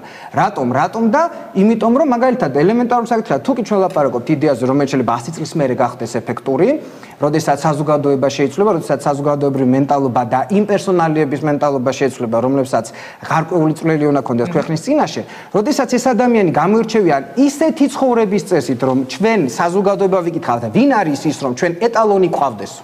მაშინ კიდევ შეიძლება აქ პერსონალიებზე ლაპარაკი, მაგრამ როდესაც ლაპარაკია უკვე ხელოვნურად შემოტანა რაღაცა ქართული წესით დამზადებული ობიექტის საზოგადოებაში რეალიზაციაზე, ბუნებრივია, რომ ეს პროცესი არ არის მისასალმებელი, იმიტომ რომ ჩვენ იდეას ვცდებით და მივიდეთ პერსონალიებამდე. კიდევ ერთი პატარა დეტალი. ორგანიზაციული სისტემა რომ განვიხილოთ, წმინდა სინოდიც კი ლამის საპარლამენტო ტიპის იმაზეა გადაყვანილი, იმიტომ რაც შეიძლება მეტი ადამიანი თანამონაწილეობდეს წმინდა სინოდის სხდომებში, ანუ ეპარქიების დაყოფა, რათა ერთ ადამიანზე ან ორზე არ იყოს და ლობისტურ ჯგუფებზე გადაწყვეტილებები მიღებული. ამიტომაც მაქსიმალურად ხდება ლიბერალიზაცია ზუსტადაც ამისთანა ორგანოსიც კი, რომ მრავალ ადამიანთა შორის პასუხისმგებლობა განაწილდეს და ერთ პიროვნებაზე ჩამოკიდება ბუნებრივია აბსოლუტურად არაადეკვატური პროცესი. გიორგი გისმენთ, გიორგი ახვლედიანი, ქრისტიან-დემოკრატიული მოძრაობა. მოგესალმებით, მაყურებელს.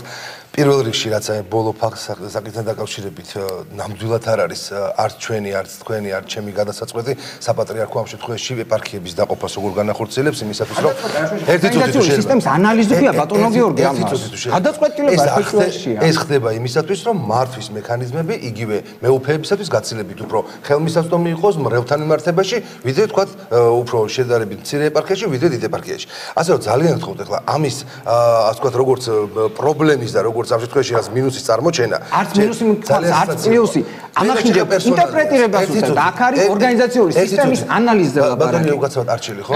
დიახ, ბატონო, იმიტომ რომ მე გავაკეთებ იმაზე რაც არ მეთქავს. ინტერპრეტირება პროპონენტის არ არის. ბატონო, მე შემიძლია საერთოდ არ გალაპარაკოთ. ახლა ისეთი ტექნოლოგიები შემოგთავაზოთ, მაგრამ არ ვიკადრებ ამ შეგიძლიათ, იმიტომ რომ მე მიყავს გადაცემა და არ მოგწევთ თავის საშუალებას. ამიტომ ძალიან გთხოვთ ახლა როდესაც ვსაუბრობ, ახლა მე ვიკავებ ხოლმე თავს, მიუხედავად იმისა, რამდენად შეიძლება არ მომეწონოს თქვენი მოსაზრება ამასთან დაკავშირებით, მაგრამ ცერტ-პატრით და გალაპარაკებთ, ხო? და ასევე თქვენ ძალიან ცერტ-პატრით და მოსაზრებების ინტერპრეტირებას თავდავანებთ. მომისმინეთ, თქვენ ნუ დაიწყებთ ახლა იმის განსაზღვრას, ჩვენ რა უნდა ვილაპარაკოთ რა.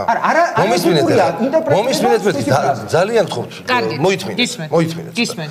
რაც შეეხება ახლა იმ აბსურდს ახლა, რომ თურმე საქართველოში ტრადიცია რესპუბლიკის არის ბოლო 20 წლის და ეს არის ტრადიცია და არაფერი, ყველაფერი სხვა არის პათეტიკა. ესა ჯერ ესეთი ამას ნუ ასწავლეთ თქვენს სტუდენტებსა ძალიან გთხოვთ. ეს არ შეიძლება ასწავლოს სტუდენტს, რომ დანარჩენებაში ვერ მიღებ თქვენ და ლექციებს ნუ უკითხავთ იმასთან დაკავშირებით, რომ თურმე ის ისტორია, რომელმაც შექმნა ზოგადად დღევანდელი ჩვენი რაობა და მოიტანა ჩვენ ვართ იმ ყველაფრის პროდუქტი და შედეგი, რაც იყო ჩვენი წინაპრების მიერ მოტანილი დღევანდელ დღემდე და ეს ყველაფერი არის პათეტიკა, ამაზე საუბარი და თურმე 20 წლის განმავლობაში, რომ ჩვენ რესპუბლიკის გამოცდილება და პრაქტიკა და უზარმაზარი ტრადიცია ჩამოგვყალიბდა, ეს ძალიან დიდი საშიშროების მატარებელი სიტყვები არის, თუნდაც ჩვენი ქვეყნის მომავალი თაობისათვის. ეს ერთი. მე არ ვიკამათებით იმას, რომ რაღაცა ტრადიცია კი ბატონო, ჩამოყალიბდა ამ ბოლო 20 წლის განმავლობაში, რომელსაც არც ერთი არ ვარ მოყოლილი. ხო?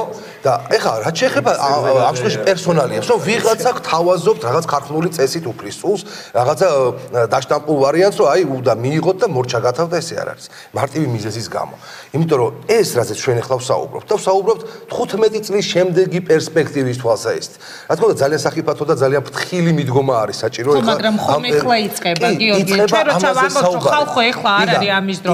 ეხლა დაიწყო ხო? ანუ უნდა არის ამაზე საუბრის დრო, ამაზე მსჯელობის, ამაზე აზრთა გაცვლა გამოსვლის დრო დიდი ყოველთვის იყო საქართველოში. და კომუნისტურ პერიოდშიც კი ძალიან ჩუმად, მაგრამ ადამიანები ამაზე საუბრობდნენ და მსჯელობდნენ, იმიტომ რომ ეს ყველაფერი აი გოგასთვის არ იყოს ჩვენს გულებში და ჩვენი წინაპრების გულებში ყოველთვის მოდიოდა. ეს თქვენ შეიძლება პათეტიკად ჩათვალოთ თქვენ, მაგრამ რეალობა ეს არის. ეს არის გულების მეტყველების ჩვენი ტრადიციების და ჩვენი წარმოქმნა. კიდევ ერთხელ ვამბობ, ეს არ არის პათეტიკა და ეს არ არის ხელწამოსაკრავი, რაც იყო ჩვენი ისტორია. საქართველოს როგორც ასეთი მოცემულობა, აი ბატონი ჯაბა დამეთახება ბაგრატიონთა გვართან ერთად ჩამოყალიბდა. ბაგრატიონების დამსახურებით ჩამოყალიბდა და გაერთიანებული საქართველო, რომელიც გაერთიანდა მე-10 საუკუნეში და სახელმწიფო საქართველო მიიღო.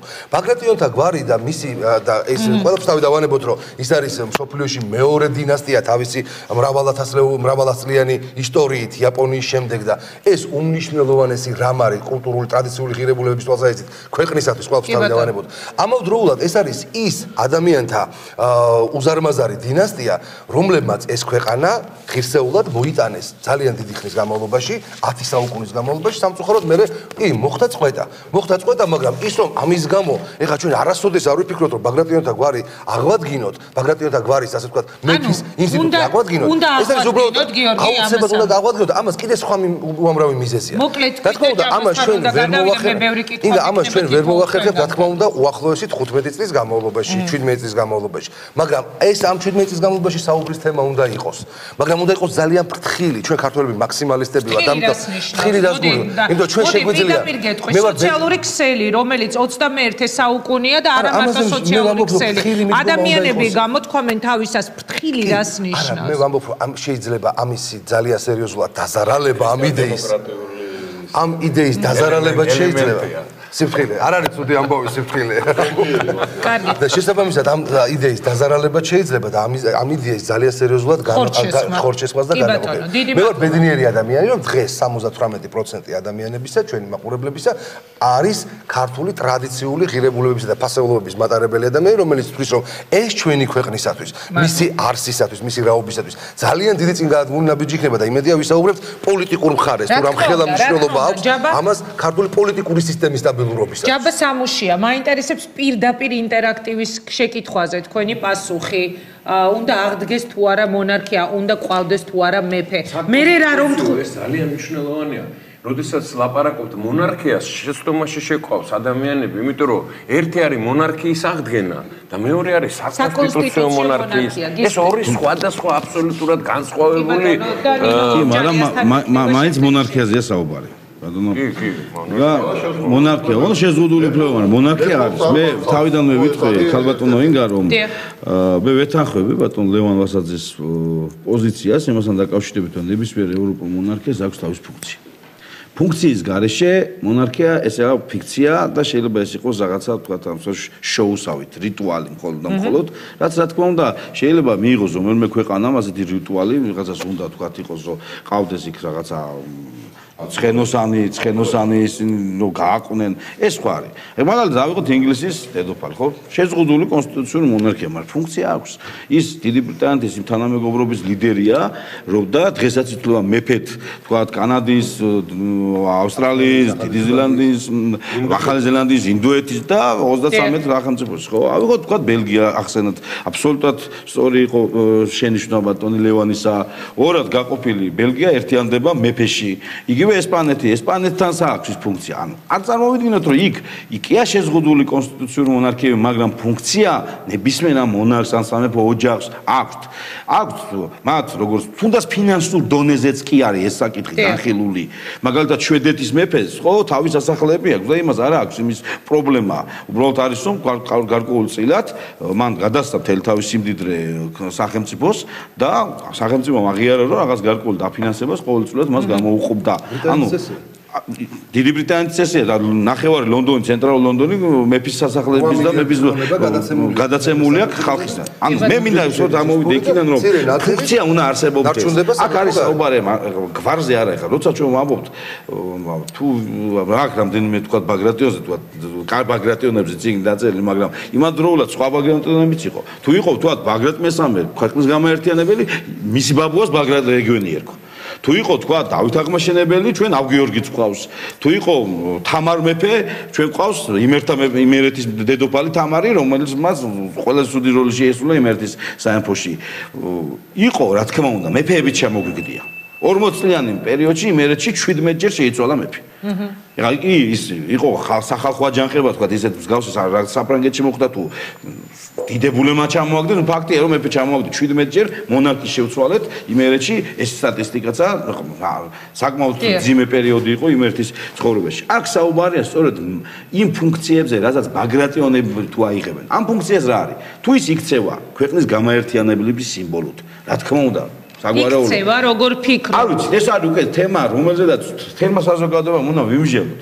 თუ ის მართლა იქცევა აფხაზთა და ქართველთა მეფეთ, რა თქმა უნდა, მაშინ ამ გვარს უკვე აქვს ის ფუნქცია, რა ფუნქციითაც ჩვენ ყველამ ერთად უნდა ვთქვათ, რომ უნდა აღდგეს მონარქია, მაგრამ თუ ეს ფუნქცია მან ვერ შეიძინა, ხა მაშინ რიტუალისათვის, თუ მართლა გვინდა რიტუალისათვის, ნუ ამ შემთხვევაში ბატონ ახვლედიანის შესაძლებელი ამ შემთხვევაში როგორც თავადი, მაგრამ ეხლა ეს რიტუალებისთვის მართლა არ არის ასეთი პიროვნებებთან გვაქვს თუ რა თქმა უნდა, გვაქვს, მაგრამ იქ ამ შემთხვევაში საგვარეულოს თუ აქვს ის ფუნქცია და ქვეყნის წინაშე საგვარეულო მაიღოს ფუნქცია, აქ საუბარი პატარაზე არა, რა თქმა უნდა, ყველა მივესალმებით მის მონათლას და ღმერთმა სახელოვანი ადამიანი გაზარდოს, მაგრამ აქ საუბარი, რა თქმა უნდა, თავისთავად ეს არ გამოირიცხება, მაგრამ მე ვამ პოლიტიკურ ფუნქციაზე. თუ საგვარეულოს აქვს პოლიტიკური ფუნქცია, კი ბატონო. შეკითხვებიც არსებობს, მე აქ ლეგიტიმაციის შეკითხვაც არსებობს. პარალელურ რეჟიმში მე ვეთანხმები ანუ გოგას ეს იყო კიდევაც ბაგრატიონიო, კახეთისა და ქართლის შტო გაერთიანდა, რაც თავისთავად საგვარეულოს თვითონ ბაგრატიონის ისტორიაში ძალიან მნიშვნელოვანი მოხდა, მაგრამ პარალელურად არსებობს იმერეთის შტო. არსებობს ასევე ვანკითელი არსებობს ბაგრატიონები არიან ისინი, არიან. კი ბატონო, არის. კი ბატონო. ანუ ლეგიტიმაციის თემა კიდეც არკე თემაა. კი ბატონო. ხო, ის არკე თემაა, რა თქმა უნდა, ის უკვე ამ სპეციალისტების განსახილველია, ვინც ამ შემთხვევაში ბაგრატიონთა საგვარეულოს ისტორია ესე დაწვრილებით. კარგით, კი ვამბობთ კიდევ ერთხელ ვიტყვი წეგან ბატონმა გოგამაც თქვა, ბატონმა გიგამაც რომ ჯერ ძალიან ადრეაო ამაზე საუბარი, თუმცა ფაქტია რომ ეს თემა დაიძრა და გუშინ სვეტი ცხოვლიდან წამოვიდა რაღაც ახალი პოლიტიკური თემა. ნინო ლომჯარიას ვთავთ პირდაპირ ეთერში, საღამო მშვიდობისა ქალბატონო ნინო, კონსტიტუციური მონარქიის აღდგენა, როგორ ხედავთ, არის თუ არა ეს რეალურად შესაძლებელი საქართველოში?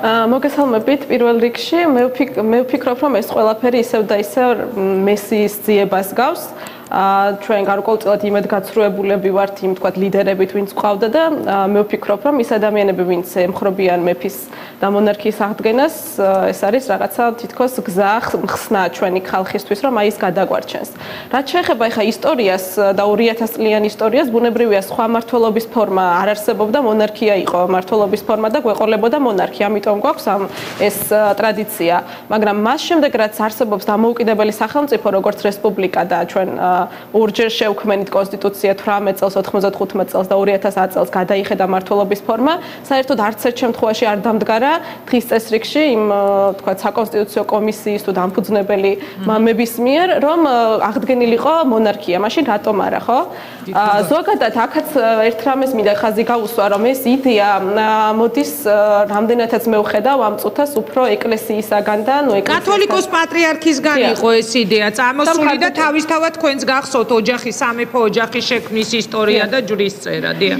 კი ბატონო ამას მინდა ხაზი გაუსვა ანუ პარალელს ვაკეთებ რომ ეს იდეა არ მოდის თქვათ კონსტიტუციონალისტებისაგან იურისტებისაგან პოლიტიკოსებისაგან ანუ იმ ადამიანებისაგან ვინც თქვათ მუშაობდნენ და ჩართულნი იყვნენ ამ საკონსტიტუციო კომისიებში მოდის ეკლესიისგან ხო და დღეს როდესაც სახელმწიფოს ქართულ სახელმწიფოს მე ვფიქრობ რომ მართლაც აქვს როგორც სეკულარულ სახელმწიფოს გამოწვევები ცოტა კიდევ უფრო ალბათ საფრთხილოა აი ესეთ თემებზე საუბარი მე განსაკუთრებით მენიშნა ბატონი ვასაძის სიტყვები როდესაც თქვენ მას დაუსვით შეკითხვა თუ რა დადებითი მომტანი არის მონარქია მაგრამ რამოდენიმე არგუმენტ შორის ყველაზე მნიშვნელოვნად დაასახელა ის რომ მონარქიულ სახელმწიფოებში თურმე ნაკლებად ხდება ოჯახის დანგრევა იქ საუბარი იყო კიდევ აბორტებზე და ასე შემდეგ მე მიმაჩნია რომ ამ ადამიანებს ვინც ემხრობიან მონარქიის აღდგენას რეალურად ის კი არა აქვთ გათვითცნობიერებული რა შედეგის და პოზიტივის მომტანი აქვს საქართველოსთვის როგორც სახელმწიფოსთვის უფრო მეჩვენება რომ ეს ემსახურება რაღაცა ირის მორალურ აღზრდას და ასე შემდეგ იმიტომ რომ ის არგუმენტები რაც მოიყვანა ჩემთვის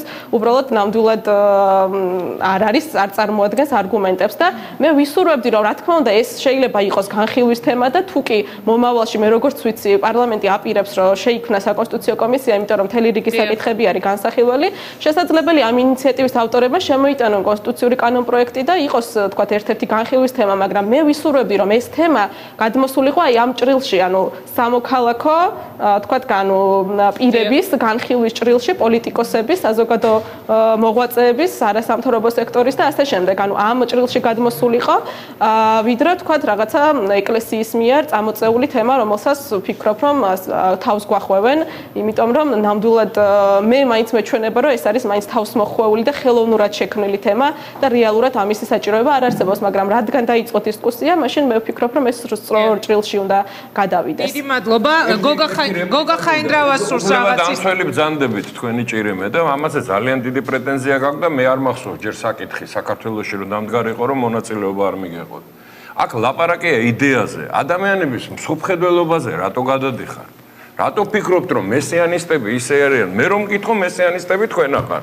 9 წელიწადი მესია ყავდათ და მანამდეც მესია ყავდათ და მანამდეც მესია ყავდათ სხვათა შორის. რა ლაპარაკია ეს? ადამი იდეაზე ვილაპარაკოთ. ეხლა ვინ რას ფიქრობს, ვინ მესიაზე, ეგ რა შუაშია? ჩვენ შევიკრიბეთ რომ იდეაზე ვილაპარაკოთ. და ადამიანის უფლება არის ნებისმიერი უფლება, დასაცავი. მე თქვენ როდესაც რა კონტექსტში ლევან ვასაძე ახსენეთ, ეს არის შეურაცხყოფა კაცის, რომ მესიაზე ფიქრობს თურმე. ლევან ვასაძე რანაირად ფიქრობს მესიაზე? როგორ შეიძლება ფიქრობდეს? ერთი წუთი თუ შეიძლება და იდეაზე ვილაპარაკოთ. რა კარგია, ცუდია, მოგწონთ, არ მოგწონთ. არაადეკვატურია თქვენი შეფასებები.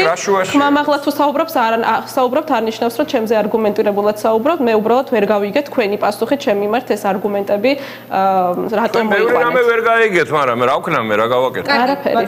რა გავაკეთო ახლა? თქვენ თუ ვერ გაიგეთ, რომ ესეთი მიმართვა ადამიანისკენ არ შეიძლება, რომ თურმე იმათ მესიები უნდათ, თქვენ თუ ეს არ გესმით. თქვენ ახსენეთ, რომ მე ამას ვერ გასწავლით, თქვენ იმიტომ რომ გვიანარე, ამას სწავლობენ სკოლაში. მერე უმაღლეს სასწავლებლებში. ეს თქვენი სიტყვებია და იმის ნაცვლად რომ ამ მენტალიტეტს ვებრძოლა და რეალურად დამოუკიდებელი თავისუფალი მოაზროვნე მოქალაქე აღზარდო, თქვენ ამბობთ რომ ეს უნდა წავახალისო. აი ეს არის ბოლშევიზმი, ჩემო კარგო. თქვენ რომ მოქალაქის აღზრდა გინდათ თქვენ ასაკში. დარწმუნებული ხართ რომ ეს უნარი შეგწევთ ეს მაგას ფიქრობდა ბოკერია, სააკაშვილი, ლევან რამიშვილი. თქვენ შეგიძლიათ აღზარდოთ მოქალაქე და რანაირი ეხლა მეორე კონსტიტუცია ახსენეთ. ესეთი არგუმენტები ჩემთან არ მოიყვანოთ. მერე კონსტიტუცია ახსენეთ სამჯერ შეიცვალა კონსტიტუცია. პირველი კონსტიტუცია სოციალ-დემოკრატებმა შეცვალეს, რომლებიც ბოლშევიკებისგან არაფრით არ განსხვავდებოდნენ, სისხლის მსმელი ხელისუფლება იყო მთელ მსოფლიოში, სადაც მოვიდნენ. მეორე კონსტიტუცია შეცვალეს უბრალოდ კომუნისტებმა, შევარდნაძის თავადობით და მესამეც პოსტკომუნისტებმა შეცვალეს კონსტიტუცია საქართველოში. საქართველოში ჯერ მოსახლეობას, რომელიც განთავისუფლებული ამ ჯოჯოხეთიდან, რომელმაც მონარქიას დაანგრიას საქართველოში და მენტალობაც ქართველი ერის და მიიყვანა იქამდე სანამდეც ვარ მიიყვანილები, კონსტიტუცია ჯერ არ შეუცვლია და რა კომისიები ცვლიდნენ ამ კონსტიტუციებს თქვენ თუ არ გახსოვთ ასაკის გამო მე ძალიან კარგად მახსოვს და შემადგენლობაც მახსოვს იმ ხალხის და ის დავალებაც რომელსაც მაგათ აძლევს. ერთი წუთი თუ შეიძლება უპასუხებ მე მგონი ჩემი საუბრის დროს განმაცხადე რომ კი ბატონო გადავიდეს ეს სხვა ჭრილში წარმოადგინონ კონსტიტუციური კანონპროექტი და იყოს უფრო მეტად დასაბუთებული, თორე არგუმენტები რაც მე მოვისმინე ჩემთვის ნამდვილად არ არის დამაჯერებელი და პირიქით უფრო მეტად გამიჩნდა პროტესტი ამ იდეის მიმართ. ძალიან დიდი მადლობა ბატონო სტიდა თაკოჩარკვეინ ჩაგვერთვებ. პიროვნულად არავის არ აყენებს შეურაცხყოფას ამაზე არ ლაპარაკობ. უბრალოდ იდეა თავისთავად მონარქია არის მესიანისტური იდეა და ესეც ძალიან მარტივია და ესეც ყველა სახელმწიფოში წერია, ხო? ანუ ამაზე არა ძალიან იქნება დაგვიმსახელო. არ ვიცი ჩვენ იქ იყო ლაპარაკი იმაზე, რა ქვია, რომელ სახელმწიფოს მეუბნები? მითხარი ერთი, რა სახელმწიფოში წერია ეს? ავტორების სახელები და არა, სახელმწიფო მითხარი, ერთი წუთი. რისი სახელმწიფოა? არა, თქვენ არ გესმით. არა, რისი სახელმწიფო? სწორად არიგებთ მე. არა, სახელმწიფო რისია მითხარი? ამისახელი. ეს არის კონსტიტუციონალიზმის სახელმწიფო, რომელიც ძალიან ბევრი ახლა რომელი ერთი ჩამოგითვალოთ, ხო? ამაზე არ არის კონსტიტუციონალიზმის სახელმწიფო. ბევრი სახელმწიფოები არის, ბევრი ავტორის. არა, როგორ ჩაისახა ამაზეა ლაპარაკი. მონარქიის იდეა არის მესიანისტური. თავისთავად ოღონდ იმას არ ნიშნავს, რომ ეხა ხუან კარლოსი არის ესპანეთის მესია. ამაზე არ არის ლაპარაკი. მონარქია მესიანისტური. რას ლაპარაკობ? გესმის შე? აი, მართლა გეკითხეთ. როგორ არის ჩახასახი ამაზე ლაპარაკი, მაგრამ მოდი ამაზე არ ვიყო. რა სწავლობ და ვინ გასწავლით და სად გასწავლით? ისე რატო გასწავლთ? ძალიან დიდი ბატონ გიორგი მე პედაგოგიურ მოღვაწეობას მიგზავნაოს თქვენ ჩვენ ბატონო შეურაცხყოფას უბრალოდ ანუ ამის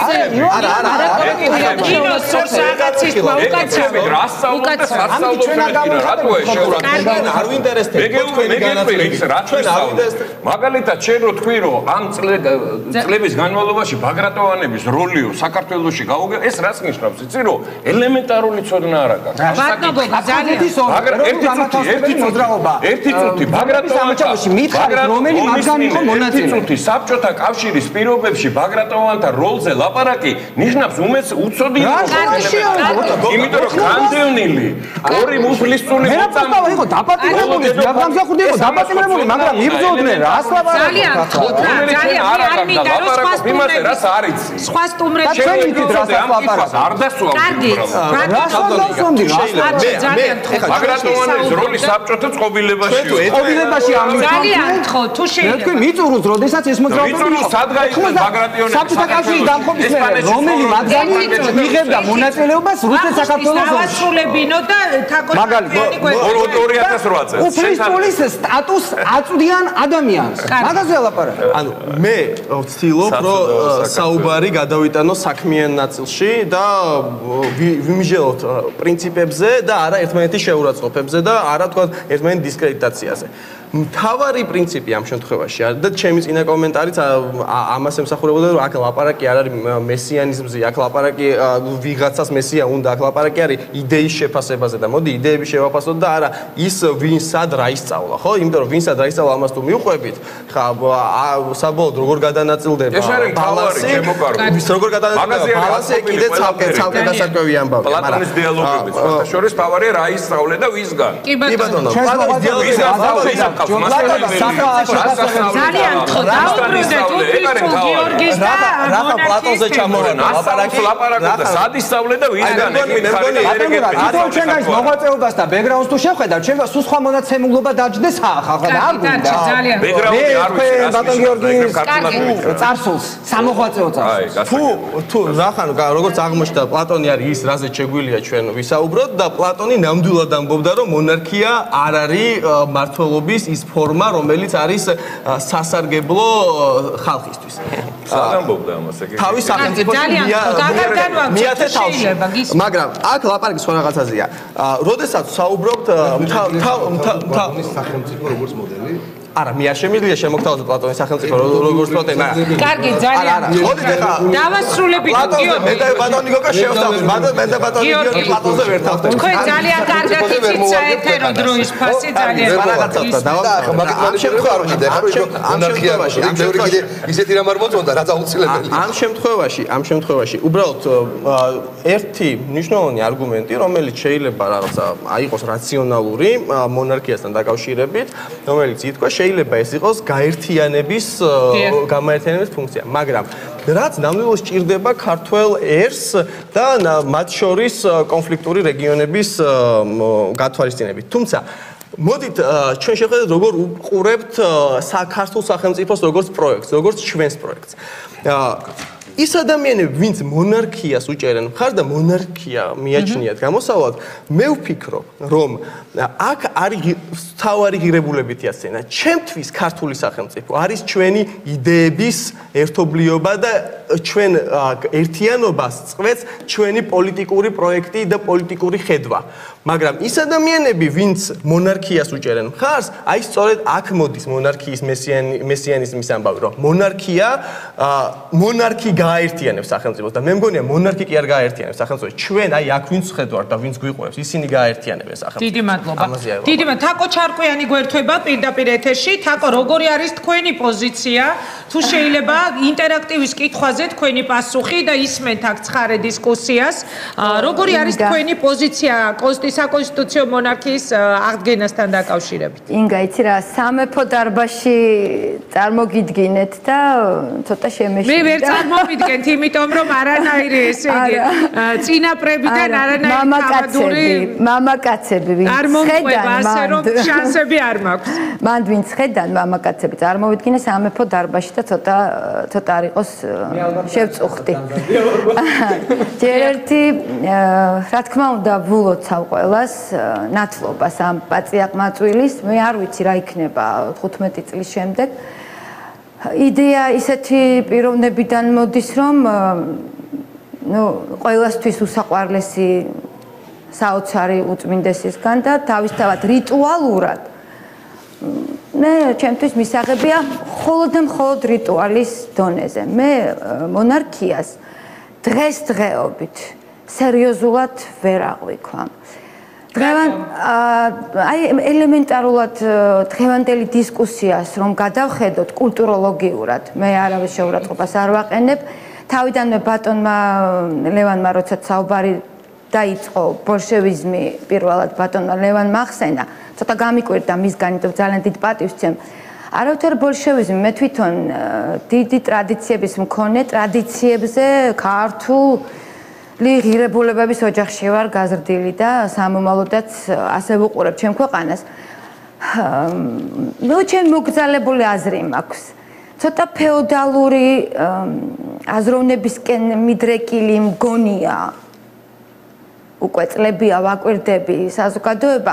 შეიძლება ეს ხელოვნურად იყოს გადმოგდებული, რომ ვერ გაარკვიეს ადამიანებმა სოციალიზმიდან კაპიტალიზმში მოხვდნენ თუ არა და საერთოდ ის რაც შემოგთავაზეს ის წყობა იყო თუ არა კაპიტალიზმი. მე მგონი რომ არ იყო, რაღაცა შუაში იყო. ამიტომ დღეს ამაზე საუბარი ცოტა არ იყოს ნაადრევი მგონია, იცით? თუმცა მე ინგა აბსოლუტურად გეთანხმებით, გუშინ ეს ბატონ ლევანისგან წამოვიდა, ხო, ასეთი სერიოზულობით ამ თემაზე საუბარი, მე ვიცი და არა შენგან და ამდენად მე ხო ჯული მე არაფერ შუაში ამ თემასთან დაკავშირებით გარდა იმისა რომ ვაშუქებ მთავარ თემას. დიახ, იცით რა შეასაქმე? ცოტა რთული თემაა, ძალიან დიდი გაჭირვება გაიარა ქვეყანამ. ძლივს რაღაცას ვაკოწიწებთ. აი ახლა რაღაცა პრემიერის ინსტიტუტი და საპრეზიდენტო აქაც კი პაციაზე გარკვევა უჭირთ ადამიანებს, ხედავთ ორი დღეა ვის რაო უფლებები ექნება კონსტიტუციურად. რაღაცნაირად აი ახლა ხდება ამ ყველაფრის ჩამოყალიბება. ამიტომ მგონია ეს ეხლავე აი ამ მონარქიაზე ასეთი სერიოზულობით საუბარი მე ნაადრევი მგონია. ჩემი მოკრძალებული აზრია. ამიტომ შერაცხვა იქვე რომ ვიღაცა ვინაიდან ლიბერალურად უდგება ამ საკითხს და ის ბოლშევიკური აზროვნების არიან მიხეილ სააკოშ 9 წლის განმავლობაში მე პირადად სააკაშვილმა ჩემგან გოგამეს კარგად იცის და გოგა მით უმეტეს ცუდის მეტი არაფერი გაუგია ყოველ შემთხვევაში ჩემი პოზიცია ასეთი იყო. არაფერ შუაში ეხლა არც სააკაშვილია, არც ვინმე საერთოდ. მე ეს ინსტიტუტი კარგად აღქმული ჩემი ქვეყნისთვის ჯერჯერობით ამ ეტაპზე არ მაქვს. იყო მანამდე რაღაც 1000 გვარი, არ ვიცი ვინ არიან დღევანდელი ბაგრატონები კარგად, მე ვერ ვხედავ მაგალითად მეფეს. ხვდებით? ინტელექტუალურად მაინტერესებს ვინ არის. ესე მარტივად არ ხდება. არც ასეთი კამათის დონეზე ეს ვერ გადაწყდება. ცოტა არასერიოზულად მიმაჩნია ასე. იურისტების გარეშე ამაზე საუბარი. ცოტა არადემოკრატიულიც კი მგონია, აი ესე ხელაღებით იცით, ფრთხილად უნდა ვიყოთ. მე ესე ვფიქრობ. არაფერ შუაში აქ ბოლშევიზმი არ არის. მეტიც რაღაცა მგონია რომ აი ესე ქაოსიც კი შეიძლება შემოიტანოს აი ამ ხელაღებით ამ თემამ. ისე რიტუალურად ძალიან სიმპათიური რამ არის. ყველანი ვეთაყვანებით ამ შესანიშნავ გვარს, ჩვენ ისტორიის ბრწყინვალებას მოგვაგონებს და ეს უკვე თავისთავად ძალიან ლამაზი და მშვენიერია, მაგრამ ჯერჯერობით ჩემთვის ეს მხოლოდ მშვენიერად და ლამაზად ჟღერს და მეტი არაფერი. დიდი მადლობა, რეკლამა უნდა გამოვაცხადო ეთერში, რამდენიმე წუთში დავბრუნდებით, თაკო და ნინო კვლავ ჩვენთან რჩებიან და შემდეგი შეკითხვა მექნება უკვე ისევ დარბაზში, რამდენიმე წუთში და ჩაერთეთ ასევე ჩვენს ინტერაქტივში, მართლა ძალიან საინტერესოა მაყურებლების პოზიცია, როგორ ფიქრობთ, უნდა აღსდგეს თუ არა საქართველოს საკონსტიტუციო მონარქია და როგორ გინდა თქვენ გინდა თუ არა რომ ყავდეთ მეფე.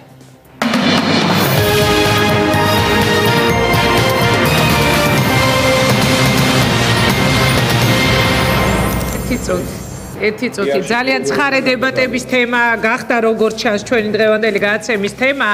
მე ნინო ლომჯარიას დაუსვავ კითხვას და შემდეგ ბატონ გიგაბუკიას.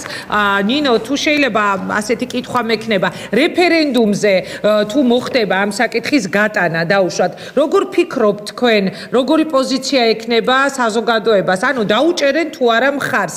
მე მინდა შეგახსენოთ თუნდაც ის ნდობის რეიტინგი, რომელიც თქვენ ახსენეთ ეკლესია და დაუშვათ იგივე ეკლესიას საქართველოს კათოლიკოს პატრიარქს აქვს ნებისმიერ ნდობის რეიტინგში ეკლესია არის ლიდერი, პატრიარქი არის ლიდერი. რადგან ეს იდეა მოდის თავისთავად პატრიარქისგან, ხო არ ფიქრობთ რომ რეფერენდუმზე ამ საკითხის დაყენების შემდეგ შესაძლებელია რომ ხალხმა გადაწყვიტოს სწორედ ასე, დიახ, უნდა აღდგეს მონარქია. დიდი მადლობა ამ შეკითხვისთვის. მე ვფიქრობ რომ ძალიან აჩქარები იქნება თუ ამ საკითხს გავიტანთ რეფერენდუმზე, იმიტომ რომ არა თუ მოქალაქეებს, არამედ მე როგორც ხედავ ამ ინიციატივის ავტორებსაც არა აქვს ძალიან ნათელი წარმოდგენა თუ რა მმართველობის ფორმაზე არის საუბარი, ზუსტად რა უპირატესობები ექნება და რატო იქნება ეს ჩვენი ქვეყნის სახელმწიფოებრიობისათვის უკეთესი. ამიტომ ამ წუთას თუ კი ამ საკითხს ან უახლოეს მომავალში რეფერენდუმზე გავიტანთ, მე ვფიქრობ რომ ნამდვილად მივიღებთ იმას, რომ გამომდინარე იქიდან რომ ყველაზე ავტორიტეტული ინსტიტუტი საქართველოში ამ იდეას უჭერს მხარს, ბუნებრივია საზოგადოებაც ესე მიიღებს გადაწყვეტილებას, რისი წინააღმდეგიც მე ვარ, იმიტომ რომ მე ვფიქრობ რომ საზოგადოებამაც და პოლიტიკურმა ვთქვათ მართლმა ძალა იქნება თუ ნებისმიერმა პოლიტიკურმა პარტიამ, რომელიც ჩართულია საზოგადოებრივ ცხოვრებაში, ძალიან გააზრებულად და არგუმენტირებულად უნდა მიიღოს ეს გადაწყვეტილება. ერთი მაგალითი მინდა მოგიყვანოთ, ნორვეგია იყო აქ ნახსენები როგორც კონსტიტუციური მონარქია. როდესაც მე-20 საუკუნის დასაწყისში ნორვეგია გათავისუფლდა შვედეთისაგან, მათ დამფუძნებელმა მამებმა ახალი რესპუბლიკის დასხდნენ და იფიქრეს, რომ ყველაზე მისაღები ფორმა მათთვის იქნებოდა კონსტიტუციური მონარქია და მათ რეალურად ევროპაში დაიწყეს თავისუფალი მონარქიის ზებნა.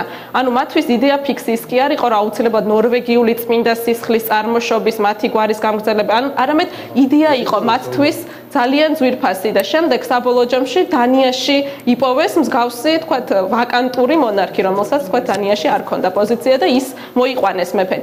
და მე აქ ანუ იმას კი არ ვხედავ, რომ იდეის გარშემო ხდება, ანუ იდეა არის იმდენად მნიშვნელოვანი ქვეყნისთვის, რომ აი აქედან ვითარდება ეს ყველაფერი, რატომაც აი პიროვნებებიდან მოდის და კონკრეტული ვიღაცა გვარის წარმომადგენლებიდან და შემდეგ ამათი რაღაცა გაიდეალება ხდება და ასე შემდეგ. მე ვფიქრობ, რომ საზოგადოება კარგად უნდა დაფიქრდეს, მიეწოდოს სრული ინფორმაცია, როგორც მონარქიის უპირატესობების, ასევე იმ პირების შესახებაც, მგონი თაკომაც ახსენა, რომ უფრო მეტი აინტერესებს ამ ოჯახის თაობაზე და რატომ თქვათ მაინც და მაინც ის ოჯახი, ვიზეც არის საუბარი და რატომ მონარქია. ბატონო, ანუ ძალიან ბევრი შეკითხვები არსებობს და საზოგადოება არ არის დღეს ინფორმირებული, ის აკეთებს ამ არჩევნებს. ჩვენ შევთავაზეთ სამეფო ოჯახს მონაწილეობა მიეღო, სამწუხაროდ უარი გვითხრეს. ბატონო გიგა, გისმენთ? თუ შეიძლება აი შეკითხვა, რომელიც მე წეღანინოს დაუსვი და მან ისაუბრა იმაზე, რომ უფრო სწორედ იგიც ფიქრობს იგივეს, რომ იმდენად ავტორიტეტულია ეკლესია, რომ მისგან წამოსული ნებისმიერი იდეა შეიძლება შემდეგ მრევლისთვის, ადამიანებისთვის, ვინც ქადაგებებს ესწრებიან, ტაძარში დადიან და ასე შემდეგ, უბრალოდ აღმოჩნდეს მისაღები, არა იმიტომ, რომ თვითონ ფიქრობს ესე, ან არ ფიქრობს შეიძლება. საკითხი რო ყოფილიყო დასმული, რომ ხვალ ჩატარდეს რეფერენდუმი. პიროვნების როლი, რომელზეც ჩვენ აქ ადამიანის უფლებების აიდანაც გამოდის, ეხლა ლოგიკიდან გამოდის, რომ საკმარისია, რომ იმან ეკლესიამ რაღაცა უთხრას, ის თვითონ ვერ გაითვეცნებიერებს პირდაპირ. არა, ბატონო გოგა, მოდი მე დავაკონკრეტებ თუ შეიძლება, რატომ ერთი წუთით. მე ვსვამ ამ კითხვას, იმიტომ რომ ყველანაირ კვლევებში პატრიარქი არის ნომერი პირველი ნდობის რეიტინგებში და ეკლესიას უჭირავს წამყვანი ადგილი ნდობის რეიტინგებში. თქვა რომ ქართველი არ მოკლასო, თორე ამის გამო სპეციალურ წიგნში იმის მერე გაჩერდა მკვლელობა საქართველოში. კარგით, ბატონო გოგა, გისმენთ ბატონო გიგა. რო ყოფილიყო დაყენებული, რომ ეს იდეა ზოგადად კონსტიტუციური მონარქია უახლოეს დღეში განხილვის თემად ყოფილიყო პოლიტიკურ სპექტრში, არასამთავრობო ორგანიზაციებში, მაშინ შეკითხვას ეკნებოდა ლეგიტიმაცია. დღეს საკითხი ასე არ ადგას. საკითხი წამოყენებული იქნა პიროვნების მოქალაქის ბატონ ლევან ვასაძის მიერ ნათქვამი ჟურნალისტთან, რომ მიესალმება როგორც ნათლია, როგორც პატარა უფლისწულის ამ ქვეყანაში ზოგადად მომავალში პერსპექტივაში იდეაში იყოს კონსტიტუციური მონარქიული წყობა. და დღეს საკითხის ასე დაგენება, რომ ხვალ იყოს ამ თემაზე მოსახლეობაზე რეფერენდუმის ჩატარება, არ დგას. აქედან გამომდინარე, ჩვენ რა უნდა ვიმკითხავთ, მოსახლეობა დაუჭერს ხარს, არ დაუჭერს იმას, რაც არ დგას. თემად. ეს საკითხი კარგია რომ მე გეკითხებით როგორც პოლიტიკოს, როგორც კონსერვატორების ფრაქციის თავმჯდომარეს, იცით თუ არა დაუშვათ ან რა მოლოდინი გაქვთ ხალხის დამოკიდებულებასთან დაკავშირებით. მოსახლეობის განწყობა საკერ ინტერაქტივი ალბათ ერთ-ერთ ფორმით გამოხატავს. სადაც ხედავთ რომ 80% მოსახლეობის ამ ხარს უჭერს ამ იდეის განხილვას, მაყურებლებს. არა, ერთ-ერთი ფორმაა მეთქი და ინტერაქტივი არის, არ არის ჩაწყობილი ინტერაქტივი და არა, ნამდვილად არ არის ჩაწყობილი. ის 20% ის 20 და მისახმა გახსოვთ, მაგრამ მე ჩვენ თვითონ ინტერპრეტაციის თემაზე საუბრობდით, ახლა ჩემ ნათქვამს ინტერპრეტაციის თქვენებურად მოვუკეთეთ. მე თქვი რომ ერთ-ერთი ფორმაა. თუ შეიძლება დაასრულოს ბატონმა გიგო. მე მესწრებს ხაბადე თაკო ჩარკვიანის განწყობა მას არ აქვს სრული ინფორმაცია. მე უბრალოდ მიგვირს თქვენი განწყობა წინსწრებით. როდის გაიგეთ თემა თვითონ ამ იდეის შესახებ, რომ საქართველოს შეიძლება აქტუალობა შეეცვალოს. როდესაც შეიქმნა სამეფო არა, როდესაც შეიქმნა სამეფო ოჯახი. და წინსწრებით მზად ახართ აბსოლუტური არგუმენტები გაქვთ და ყველაფერი საწინააღმდეგო. არც ერთი თქვენი არგუმენტი გასაგებია, არც ერთი თქვენი არგუმენტი წინსწრებით გაქვთ. წინსწრებით განწყობას თემა ამაზეა, საკითხი ამაზეა საუბარი და ჩვენ კიდევ საუბრობთ მოსახლეობაში ამ განწყობის დადებითი თუ უარყოფითი მხრივ გადასაწყვეტად წლები და რამოდენიმე ათეული წლის შემდეგ შეიძლება ეს საკითხი იყოს აქტუალური. აქედან გამომდინარე კიდე გავიმეორებ, რომ თემის არც ზედმეტად ასე ვთქვათ მაღლა და ტემპერატურის აწევა არ არგებს თვითონ არც ამ თემას, არც ჩვენ ქვეყანას, არც სამოქალაქო საზოგადოებას და არც იგნორირება და იმის უფლება, რომ მოსახლეებს, მოქალაქეებს შეგვეძლოს ჩვენი იდეის ასე ვთქვათ, ასე თუ ისე განწყობის მოქალაქეებთან და საზოგადოებასთან ვამდებიტანა მე მგონი არ არის აქტუალური. ჯაბა გისმენთ. მე მაინც ვფიქრობ რომ სანამ ჩვენ დავიწყებდით ყველა მხარეა გასათვალისწინებელი ჩვენ უნდა პატივიცეთ ყველა ადამიანის პოზიციას. ვიღაცა შეიძლება იყოს მონარქისტი, ვიღაცა ანარქისტი, ვიღაცა რესპუბლიკელი. ეხლა ეს ბუნებრივია, ეს არის პატივისცემა, მაგრამ ასე ჩვენ ვერ შევქმნით და არ შეიძლება რომ დავამწესოთ ხალ მონარქი, კონსტიტუციური მონარქია, ეს ამისათვის საჭიროა რეფერენდუმი, საზოგადოება უნდა გადაწყვეტოს, მაგრამ სანამ ჩატარდება რეფერენდუმი ბუნებრივია ჩვენ უნდა უთხრათ საზოგადოებას ყველა ის დადებითი და უარყოფითი მხარე, ხო? ჩვენ აგერ საუბრობდით, რა შეიძლება დადებითი კონდეს, რა შეიძლება უარყოფითი. მათ შორის ახლა ეს არ არის უტრირება, მე უბრალოდ მართლა მინდა ამაზე გავამახვილოს საზოგადოებას. ეს შეიძლება ჩვენ ერთ დღეს შეიძლება აღმოჩნდეს, რომ ჩვენი მეფე, რომით ეს არ არის ბაგრატიონი. იყო მაგალითად გიორგი მესამეს არ შეეძინა ვაჟი და ქალები ყავდა და იძულებული იყო რომ მოეყვანათ სხვა უფლისწული, ხო? კი, ის ბაგრატიონდაში თამამოვალი იყო, მაგრამ ახლა მაგალითად დღესდღეობის დღევანდელი მოცემულობა რაც არის, ქარ-კახეთის ბაგრატიონების თამამავლები ვინც არიან, იქ გოგოშტოზია გაჩერებული. იმიტომაცაა რომ მოხდა მუხრან-ბატონებთან მათი დაქორწინება. იმერეთის შტო მაგალითად არის ისევ გოგოებზე. ღვანკითელი ბაგრატიონები ისეთი გვერდითი შტოა და არ არის თქვათ ამ შემთხვევაში პირდაპირ თამამოვალი იმერეთის მეფეებისა. ანუ ამ შემთხვევაში არის ესენი გვერდითი შტო არაკანონიერი შვილიდან მომდინარეობს. ანუ ხო შეიძლება ჩვენ ერთ დღეს აღმოჩნდეს რომ ბაგრატიონი არ აღავს ამ საზოგადოებას. არა, არის ხო თემაა, ხო ესეც ხო ხა. არა, ჯაბო ისანებს ამბობს რომ გულს გაგიხსნა. ხო, არა, მეორე მხარეა. საზოგადოებას უნდა უთხრათ ისიც რომ ჩვენ დამატებითი ხარჯებია, არც ერთი სასახლე არ არის შემორჩენილი სამწუხაროდ ბაგრატიონებს. არც ერთი სასახლე არ არის. ხა ისიც ხო რეალობა, გიორგი მე-12 გარდაიცვალა და თელაველების ვალი გაყვა. იქაური ვაჭრების და თვითონ კიდე სასახლეც არ ქონდა ნათხოვარ სასახლეში ზემო თბილისში ცხოვრობდა, იმიტომ რომ ეს სასახლეები აღამახატმა დაანგრია. ესეც საკითხია, იმიტომ რომ იმ ევროპულ მონარქიებს ეს მოწესრიგებული აქვს. ეს არის. ხა მიგე, ანუ ეს უნდა უთხრათ. მეორე მხრივ უნდა უთხრათ, რა თქმა უნდა, ისიც უნდა უთხრათ, რომ რა შეიძლება დადებითი ამას მოყვეს. იმიტომ რომ როცა ჩვენ ფაქტობრივად სახელმწიფო წყობას ვცვლით და ამას უნდა საფუძვლად დაედოს მარტო რიტუალი არა, საფუძვლად უნდა დაედოს სახელმწიფოს განვითარება. ანუ ეს უნდა იყოს სამსჯელო. თქვენ რასაც ძანებთ, აი პროექტი, ხო პროექტი, რა თქმა უნდა, პროექტია ესეც. ჩემი სახელმწიფო თუ გაერთიანდა ბაგრატიონების ყოს ეს პროექტია და თუ ბაგრატიონებით ის შენარჩუნდა ეს გაერთიანება რა თქმა უნდა პროექტია საფუძველია ფუნდამენტია ჩემი სახელმწიფო აი ეს უკვე თემა უნდა მივცე მე გოგას და თაკო ინო და დასასრულისკენ უნდა წავიდეთ ძალიან მოკლედ რეალურად რო თქვა ნებისმიერი საზოგადოება თვითონ ირჩევს ყველა საზოგადოება ნებისმიერი სახელმწიფოსი თვითონ ირჩევს თუ როგორი განვითარების ფორმა და როგორი მოდელი სჭირდება მის სახელმწიფოს ისა ლეგიტიმიზმი აუცილებლად მე საზოგადოების გადასაწყვეტი მე ყველაზე ცუდად და ყველაზე ესე თქვა უარყოფით მოვლენად ვიმაჩნია ის როდესაც თუ რაიმე წამოვა თქვა მაგალითად იგივე მისი უწმინდესობის მხრიდან ხო და საპატრიარქოსგან და ეკლესიიდან მაშინვე გარკვეულწილად ეს ლიბერალური ნაწილი ჩვენი საზოგადოების ერთმნიშვნელოვნად ამას აღიქვამს როგორც აგრესიულად ხო აღიქვამს უდგება აგრესიულად და მიდის მაშინვე ესეთი დემონსტრირება ესეთი იდეის რომ იცით რა აი რადგან ეხლა იყო საუბარი რომ თურმე პატრიარქმა ეხლა რეფერენდუმზე ეს საკითხი არ უნდა დადგეს იმიტომ რომ პატრიარქი არის ავტორიტეტი და ამიტომ ყველანი მივცემთ ხმას უგაცრავად მაგრამ პატრიარქი რატოა ავტორიტეტი პატრიარქი ავტორიტეტი არის ამ საზოგადოების იმიტომ რომ ამ ადამიანმა შესაბამისად მოიპოვა თავისი ცხოვრებით თავისი ღირებულებით თავისი ფასეულობებით და თავისი სიბრძნით თავის ცხოვრებაში მოიპოვა ის რომ ის ერთმნიშვნელოვანი ავტორიტეტი ამდენი ათეული წლის განმავლობაში ხო და იმის თქმის არ იყოს გოგომოსკო ხა არის რაღაც საკითხები რომელზეც ქართველმა ერმა არ დაუჯერა მის უწმინდესობას და ცხვირით მივამტვრიეთ ძალიან ბევრჯერ მაგრამ ყოველ შემთხვევაში რატომ არის ხო რატო არის ცუდი როდესაც პატრიარქი და საპატრიარქო ჩვენი ქვეყნის ყველაზე მნიშვნელოვანი ინსტიტუტი ჩვენი სულიერების ჩვენი ტრადიციის ჩვენი ღირებულების და ფასეულობების დაცვის მთავარი ინსტიტუტი გვეუბნება და გვაწვდის იდეას და მაშინვე ჩვენი საზოგადოების რაღაცა ნაწილი იძახეს რომ აუ ეს ახლა საშიშროების მატარებელია ეს კაცი ავტორიტეტია ამის გამო ყველანი ამას მივიღებთ რეფერენდუმს პირიქით რახან ესეთი ერთმნიშვნელოვანი ავტორიტეტი ადამიანი არსებობს რომელსაც სიცოცხლეშივე უწოდებთ წმინდანს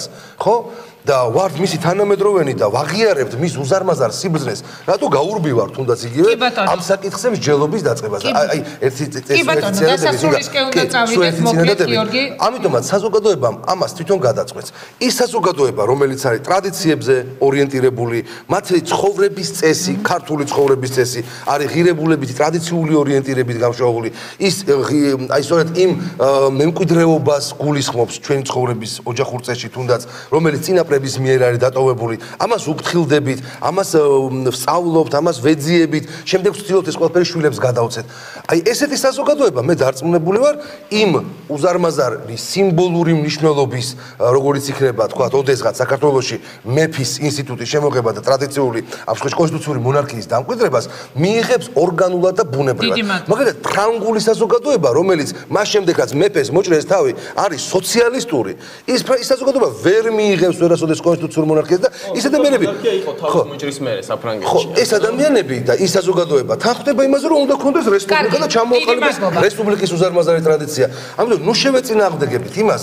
რაც საზოგადოების ცხოვრების წესის აბსოლუტურ უმრავლესობაში მოდი თუ შეიძლება იცით ამიტომ უმრავლესობა გადაწყვეტს მაგას ვიმსჯელებთ ვიკამათებთ წლების განმავლობაში რო გვაქვს ესე კაგიკულად დებატო დისკუსია გვაქვს ეს არის ჩვეულებრივი ცხოვრება რომელზეც მე ვფიქრობ რომ ყოველდღიურ რეჟიმში სხვადასხვა თემები განიხილება რომელშიც სატელევიზიო ეთერში და მე ვფიქრობ რომ ეს თემა ძალიან ბევრჯერ იქნება კიდევ მოდი დავიწყოთ ძალიან მოკლედ ორ-ორი წუთით პატარა რეზიუმე რომ გავაკეთოთ ჩვენი დღევანდელი გადაცემის ვიწყებ გოგა ხაინდრავათი და თითოეულ თქვენგანს ექნება რეზიუმეს რეზიუმეს შესაძლებლობა ექნება იმ ადამიანებს ვინც დღეს გვისმენს ძალზე მდაბიო მონარქები გვყავს ეგრეთ წოდებული ბაგრატიონები თავისი წინაპრების და მათი ხსოვნის შემარცხვენლები არიან უფლისწული კი რაღაც ქარხნული მეთოდით დამზადებული პროდუქტივიტაა ბაგრატიონების პროექტი უსაქმური მუქთამჭამელთა კომერციალიზაციის მცდელობა სამწუხაროდ სათვალეები არ მაქვს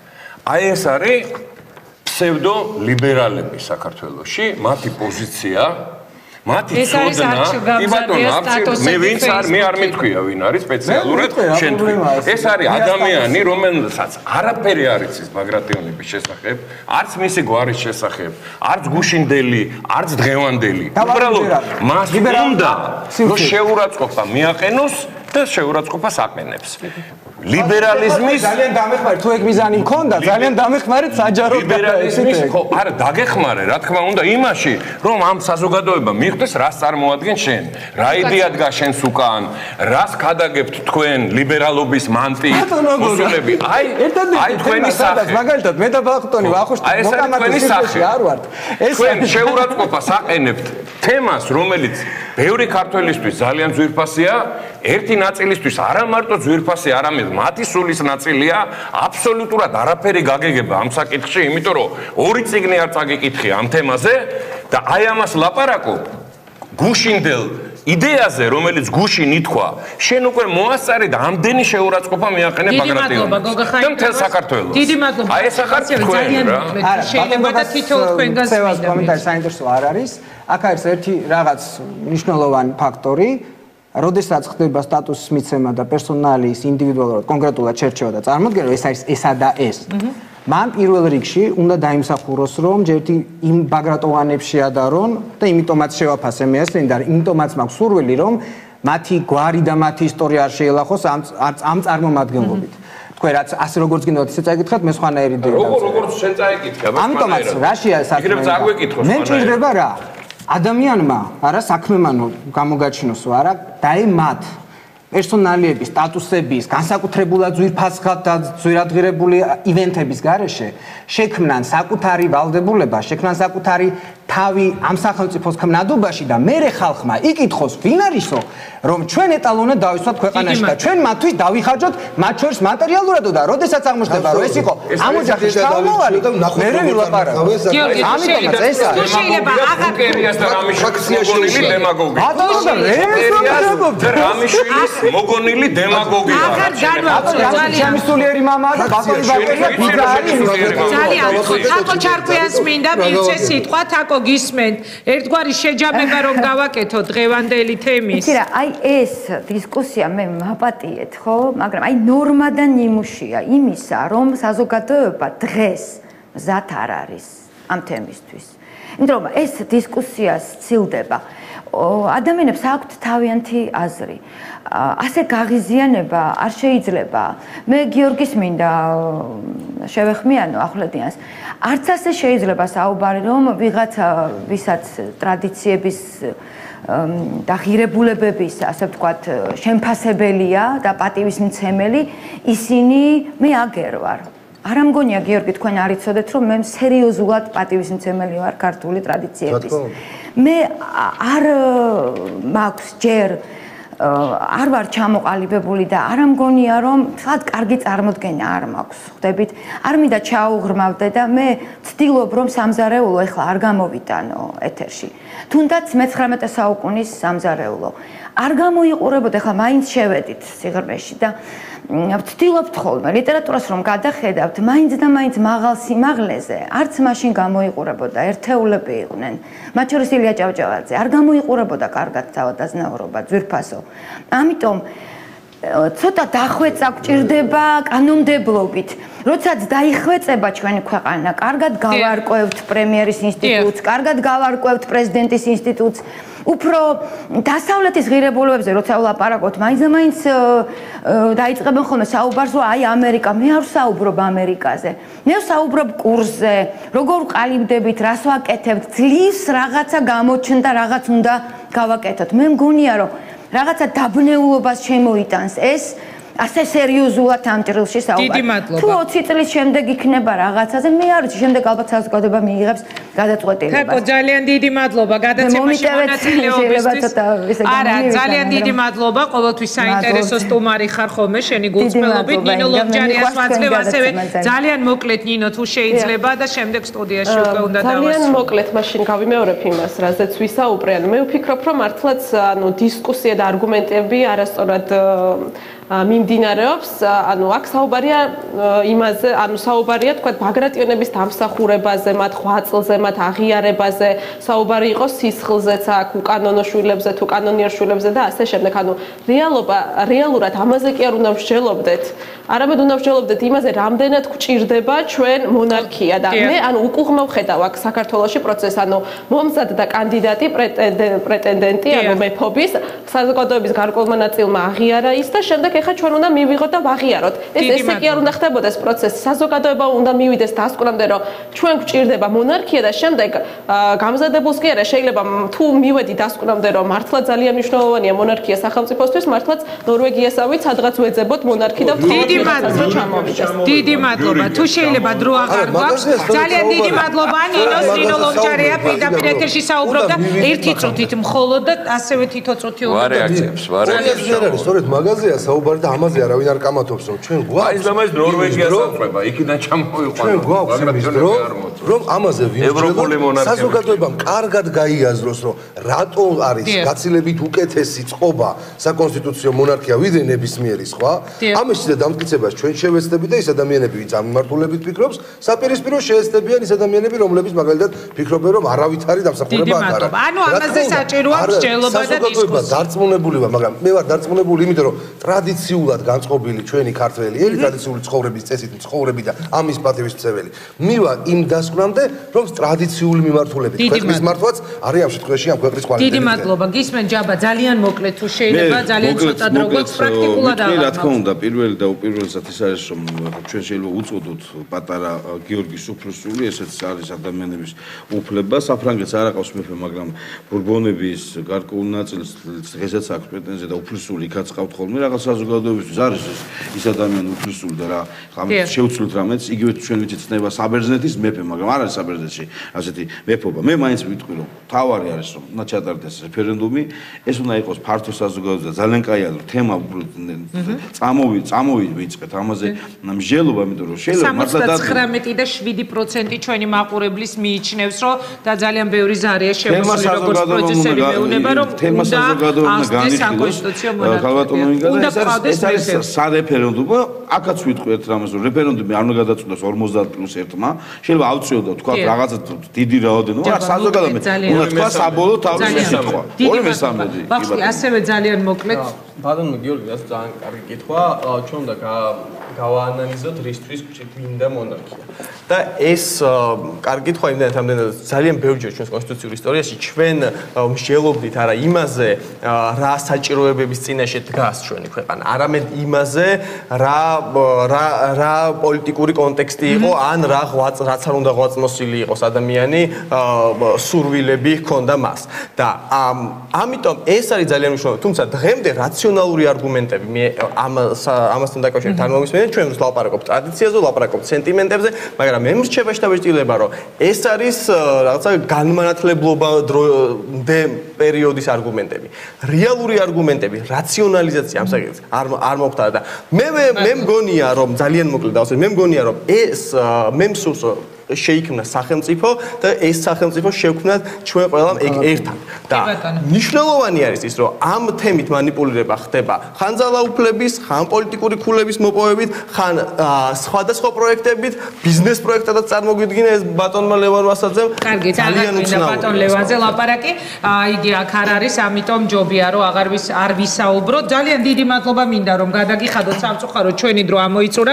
წარმატებას გისურვებთ, როგორც ჩანს ეს თემა ძალიან ბევრჯერ კლავ დადგება დღის წესრიგში, ყოველ შემთხვევაში საჯარო დისკუსიების თემა ნამდვილად იქნება.